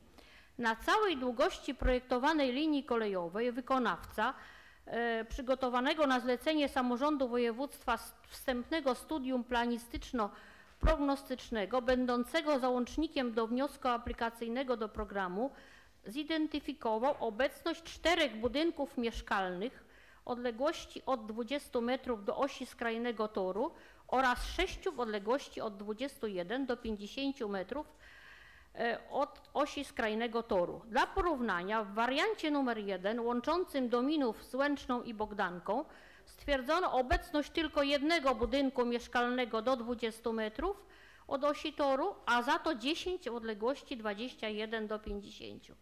Jednocześnie informuję, że celem obecnego rządu jest realizacja prac modernizacyjnych i budowy nowych połączeń kolejowych oraz pozostałej infrastruktury kolejowej, za którymi przemawiają analizy ruchu oraz kosztów i korzyści. Wobec powyższego PKP Polskie Linie Kolejowe S.A. podjęła działania dotyczące przeglądu zakresów rzeczowych planowanych do realizacji projektów inwestycyjnych, jak również inwestycji już rozpoczętych. Projekty znajdujące się w wieloletnich programach kolejowych, w tym również w programie uzupełnienia lokalnej i regionalnej infrastruktury kolejowej Kolej Plus do 2029 roku, będą sukcesywnie poddawane analizie pod kątem racjonalnego wydatkowania środków poprzez pryzmat m.in. zwiększenia przepustowości na poszczególnych liniach kolejowych i kształtowania się potoków podróżnych.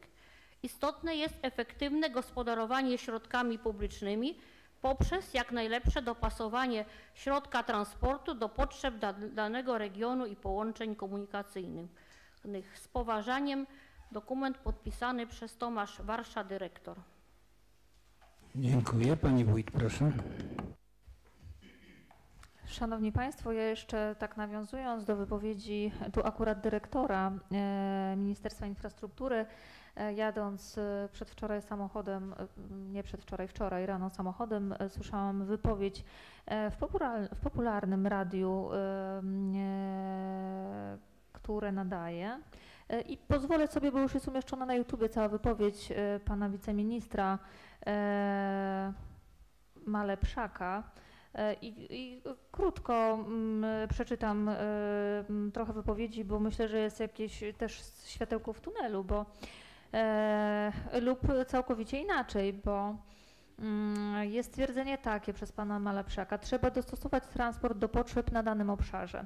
Jak zauważył, w ciągu ostatnich 30 lat zaniedbaliśmy transport publiczny, szczególnie ten pozamiejski.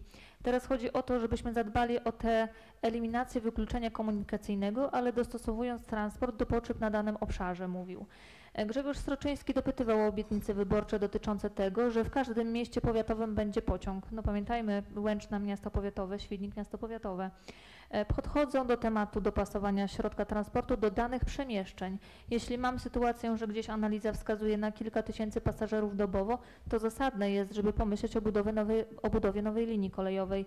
I to nie musi być linia dużych prędkości, to może być nowa regionalna linia kolejowa, ale jeśli mam inny przykład, gdzie analiza pokazuje, że mamy drogę wojewódzką i po niej jeżdżą autobusy, tylko trzeba dogęścić kursy, to stawiam na transport autobusowy dla przemieszczania się 200, 300, 500 osób dobowo, bo nie ma sensu myśleć o kolei za 1,5 miliarda, stwierdził.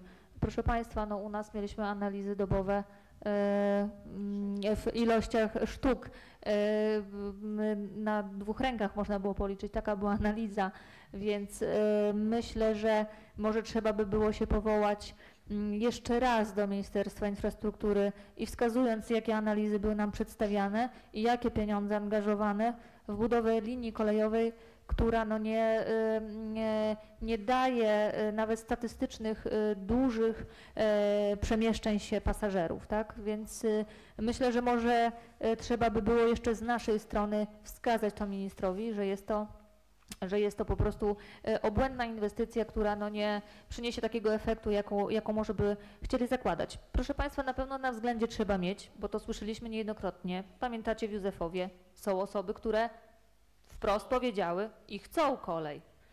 Też takie odzewy są. I nie tylko z Józefowa, bo i byliśmy w Janowicach i też to słyszeliśmy, że jednak ten pociąg do szpitala w Łęcznej jest ważny dla nie wiem ilu mieszkańców, bo nie mogę stwierdzić. Natomiast nie wiem, jak na to zapatruje się Łęczna, tak?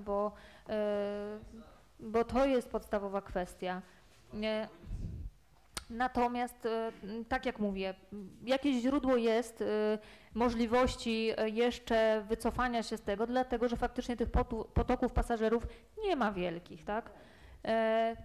I zgadzamy się z tym, że pewnie nie będzie, ale no musimy dosadnie chyba to jeszcze przekazywać i na pewno nie do Urzędu Marszałkowskiego i PKP, tylko i wyłącznie już do ministerstwa, tak? Natomiast no tutaj myślę, że to będzie najlepszym tak naprawdę jakąś negacją tej inwestycji, tak? Najlepszym wyjściem, żeby negować tą inwestycję. Dziękuję. Pani sekretarz zgłaszała się, tak? Proszę. Panie Przewodniczący, Państwo Radni, Szanowni Mieszkańcy, ja z innym tematem niż kolej, ale też myślę istotnie ważnym, ponieważ zgodnie z obowiązującymi przepisami gmina ma obowiązek prowadzenia ewidencji zbiorników bezodpływowych oraz przydomowych oczyszczalni ścieku. Każdy mieszkaniec terenów nieskanalizowanych ma obowiązek taki zbiornik posiadać, czy też takową oczyszczalnię. Nasza gorąca prośba tutaj do mieszkańców, którzy jeszcze nie złożyli oświadczenia o posiadanym zbiorniku bezodpływowym, czy też oczyszczalni, o niezwłoczne złożenie takiego oświadczenia. Można zgłosić się do nas, do Urzędu Gminy, do pokoju 203, czy też na kancelarię. Też mają przekazane panowie sołtysi oświadczenia do wypełnienia. Można pobrać, złożyć do nas lub pobrać ze strony internetowej i dostarczyć do nas w wersji papierowej, czy też skanem na adres mailowy dostępny, ogólnodostępny. Jesteśmy też już po wyborach. 7 kwietnia mieliśmy wybory wójtów do Rady Gminy, Rady Powiatu i Sejmika. Sejmiku. Gmina Mełgiew wybory odbyła w pierwszej turze, drugiej tury nie było. Komisarz wyborczy wydał obwieszczenie z dnia 9 kwietnia 2024 roku o wynikach wyborów wójtów, burmistrzów i prezydentów miast na obszarze województwa lubelskiego. Na podstawie ustawy Kodeks Wyborczy komisarz wyborczy w Lublinie I podaje do publicznej wiadomości wyniki wyborów wójtów, burmistrzów i prezydentów miast na obszarze województwa lubelskiego przeprowadzonych w dniu 7 kwietnia 2024 roku. Wybory wójta gminy Mełgiew. Wyboru dokonano, ponieważ w wyborach spośród 2 kandydatów wymaganą liczbę głosów uzyskała Wójcik Magdalena, zgłoszona przez Komitet Wyborczy Wyborców Magdalena Wójcik. Uprawnionych do głosowania było 8149. Łącznie karty do głosowania w lokalach wyborczych i w głosowaniu korespondencyjnym wydano 4438 osobom. W wyborach wzięło udział, oddano ważne karty do głosowania 4435 wyborców, co stanowi 54,42% uprawnionych do głosowania. Wybrany kandydat uzyskał 3092 głosy ważne.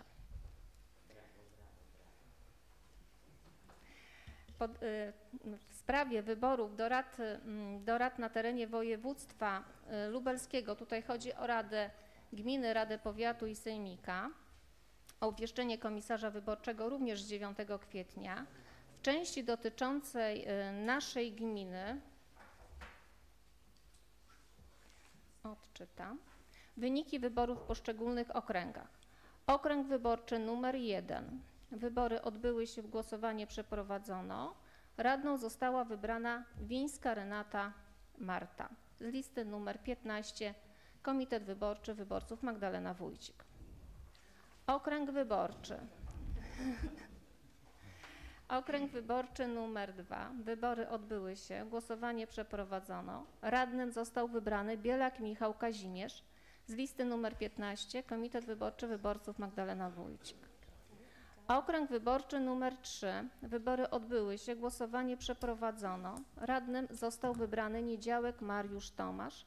Z listy numer 13 Komitet Wyborców Mełgiew Nasza Gmina. Okręg wyborczy numer 4. Wybory odbyły się, głosowanie przeprowadzono. Radnym został wybrany Tuszewski Michał Jakub. Z listy numer 15 Komitet wyborczy wyborców Magdalena Wójcik.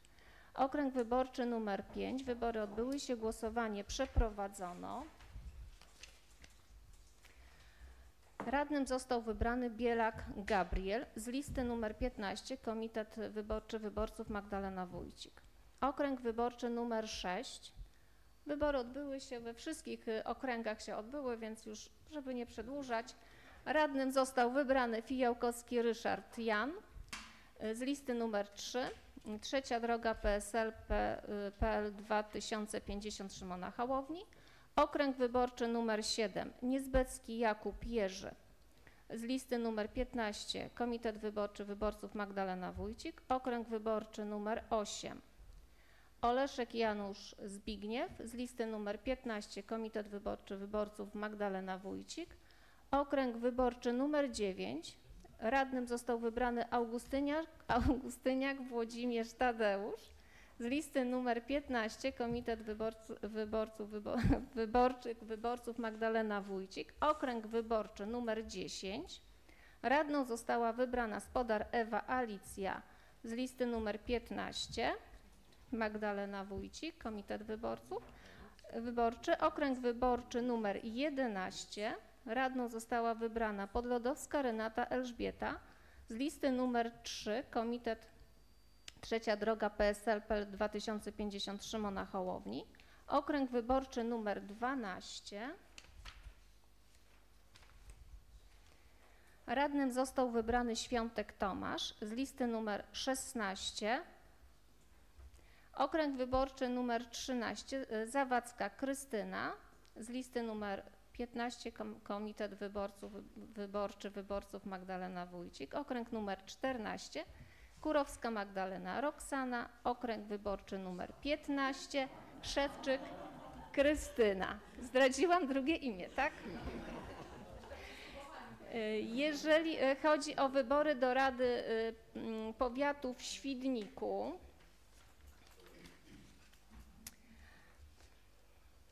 dla okręgu wyborczego, jeśli chodzi o powiat, dla okręgu wyborczego numer 2 obejmującego 3 mandaty, komitety wyborcze uczestniczące w podziale mandatów uzyskały następujące liczby mandatów. Lista numer 3, Trzecia Droga PSL-PL 2050 Szymona Hołowni uzyskała 1 mandat i radną z tej listy została wybrana pani Pytka Anna Teresa.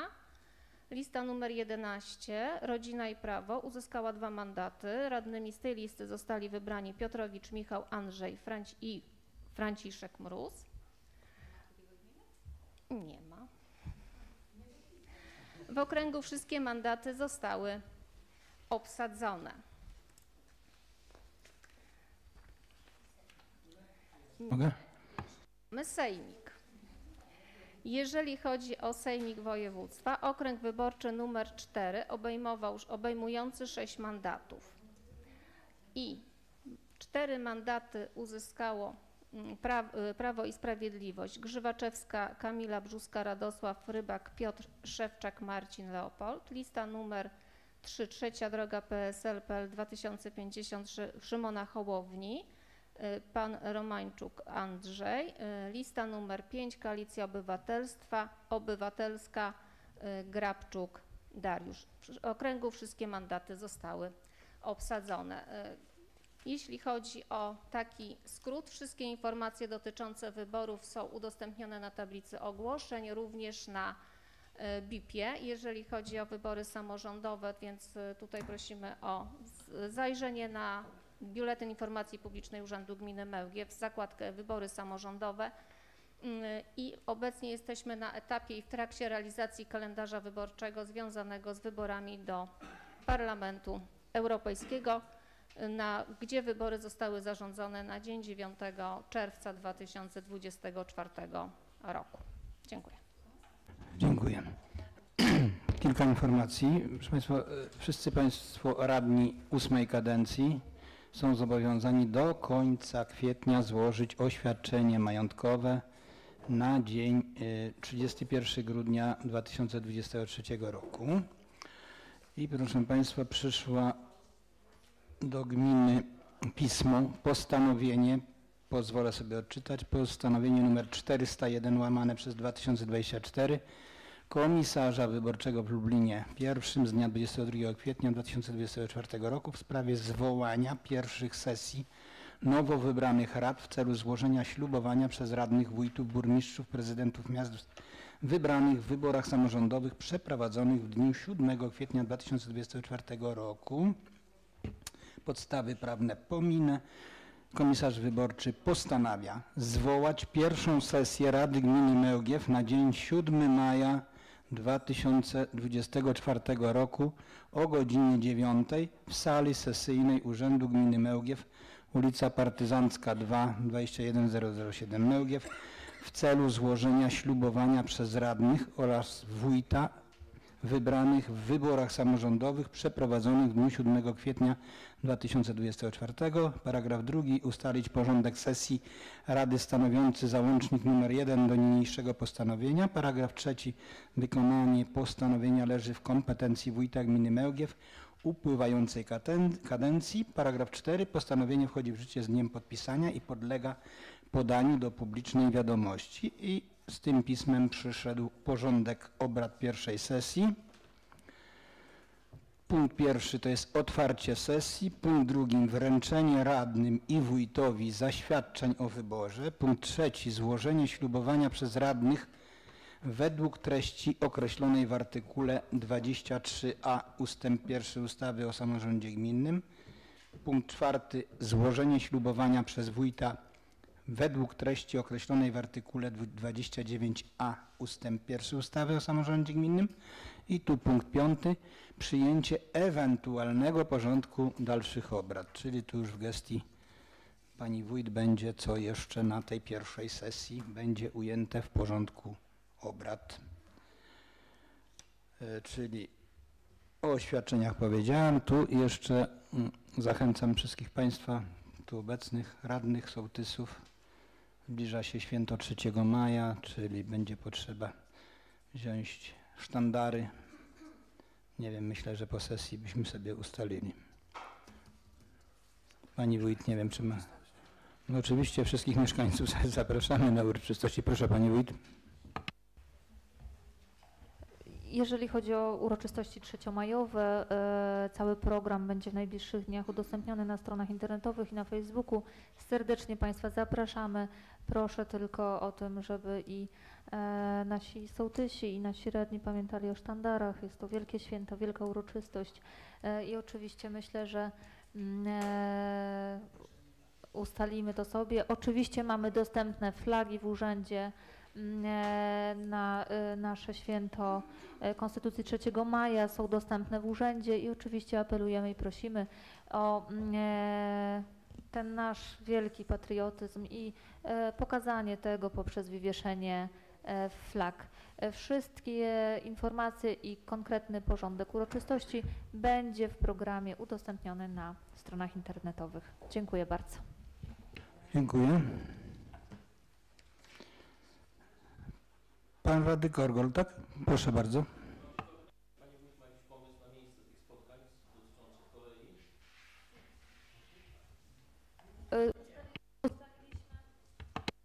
Ustaliliśmy, że jednak tutaj, że jedno, tak, w gminie. Nie, proszę Państwa, no myślę, że tu będzie najwygodniej, największą salę mamy, tak? I nagłośnienie, i dostęp do internetu, więc myślę, że tu będzie najkorzystniejsza formuła tego spotkania, prawda? Spróbujemy tak to zorganizować, żeby jednak stolików nie było, tak, tylko żeby były krzesła, żeby jak najwięcej osób mogło wziąć w nich po prostu udział, bo będziemy przygotować się na dużą liczbę osób, tak, w taki sposób. Dziękuję bardzo. Pani radna Pytka, proszę, radna powiatowa. Ja jeszcze mam taką dobrą informację dla mieszkańców Krępca, Nowego Krępca, Jackowa, Mełgwi, Janowic, Trzeszkowic, Krzysimowa. Piotrówka od 15 kwietnia ruszyła komunikacja publiczna między miejscowością Świdnik a Łęczno. Jest 7 kursów dziennie, zaczynając od 5:15 z Łęcznej, 7 kursów dziennie dofinansowanych z Funduszu Rozwoju Przewozów Autobusowych. Z tego co wiem, to są też dużo niższa jest cena biletów, także bardzo zachęcam tutaj Państwa do skorzystania. Mamy tą umowę na rok. Na stronie Starostwa Powiatowego w Świdniku jest dostępny rozkład jazdy i bardzo tutaj też proszę radnych, sołtysów o to, żeby to udostępniać, żeby ludzie wiedzieli i żebyśmy mogli dalej z tego korzystać. Dziękuję ślicznie. Dziękuję. Zamykam punkt 11, otwieram punkt 12. Nie. W związku z wyczerpaniem przewidzianego porządku obrad zwracam się z zapytaniem, czy ktoś chciałby jeszcze zabrać głos. Pani wójt, proszę. Dobrze, że to pytanie zadałem. Szanowni Państwo, pozwolę sobie jeszcze powiedzieć, że kadencja Rady i Wójta trwa do 30 kwietnia i to nie znaczy, że ostatni raz się widzimy dzisiaj. Może jeszcze będzie konieczność zwołania sesji nadzwyczajnej. Natomiast no może się już tak troszeczkę szeroko uśmiecham, dlatego że naprawdę dziękuję za tą współpracę, za te 5 lat pracy na rzecz gminy, zwłaszcza tym radnym, którzy albo zrezygnowali z kandydowania, albo tym radnym, którzy no nie dostali się do rady. Naprawdę dziękuję Wam za każdą sesję, za każde spotkanie, za każdą konsultację, uwagę, rozmowę. To naprawdę ważne doświadczenie i ważna współpraca z Wami. Wnieśliście wiele dobrego dla naszej gminy. Te 5 lat pokazało, jak współpraca nawet, można powiedzieć, z opozycyjnymi radnymi, jak dobrze się układała. To właśnie ten wymiar dobra naszej gminy powinien zawsze być najważniejszy i jestem przekonana, że dalej tak będzie. Ja mogę tylko i wyłącznie podziękować mieszkańcom za obdarzone mnie zaufanie. Naprawdę cieszy mnie bardzo wynik i na pewno każdy procent, który otrzymałam głosów naszych mieszkańców jest dla mnie bardzo ważny i zobowiązujący. To ten każdy procent to jest więcej tej odpowiedzialności, więcej zaangażowania i dlatego też liczę na tą dobrą współpracę z Państwem, oczywiście z nowymi radnymi, ale również no, nie chciałabym, żeby w jakiś sposób z radnymi, którzy nie dostali się do rady, żeby była jakaś zamknięta droga. Zawsze drzwi stoją otworem. Zapraszamy na sesję, tak jak się umawialiśmy w przerwie, żebyście również byli zaangażowani w to życie społeczne, nie tylko przez pełnienie funkcji radnego, ale faktycznie przez to życie społeczne, które pięknie pokazywaliście przez ten okres 5 lat. Serdecznie jeszcze raz dziękuję. No i do zobaczenia. Dziękuję Pani Wójt. Oczywiście wszyscy gratulujemy i przyłączamy się do tych podziękowań Pani Wójt dla Państwa radnych, którzy no, nie kandydowali lub nie dostali się do Rady. Wysoka Rado, drodzy goście zaproszeni, wobec wyczerpania porządku obrad stwierdzam w kwestii formalnej, że przebieg obrad 66. zwyczajnej sesji Rady Gminy Mełgiew odbył się zgodnie z wymogami regulaminem. Wszystkim dziękuję za udział. Zamykam punkt 12 i zamykam obrady sesji.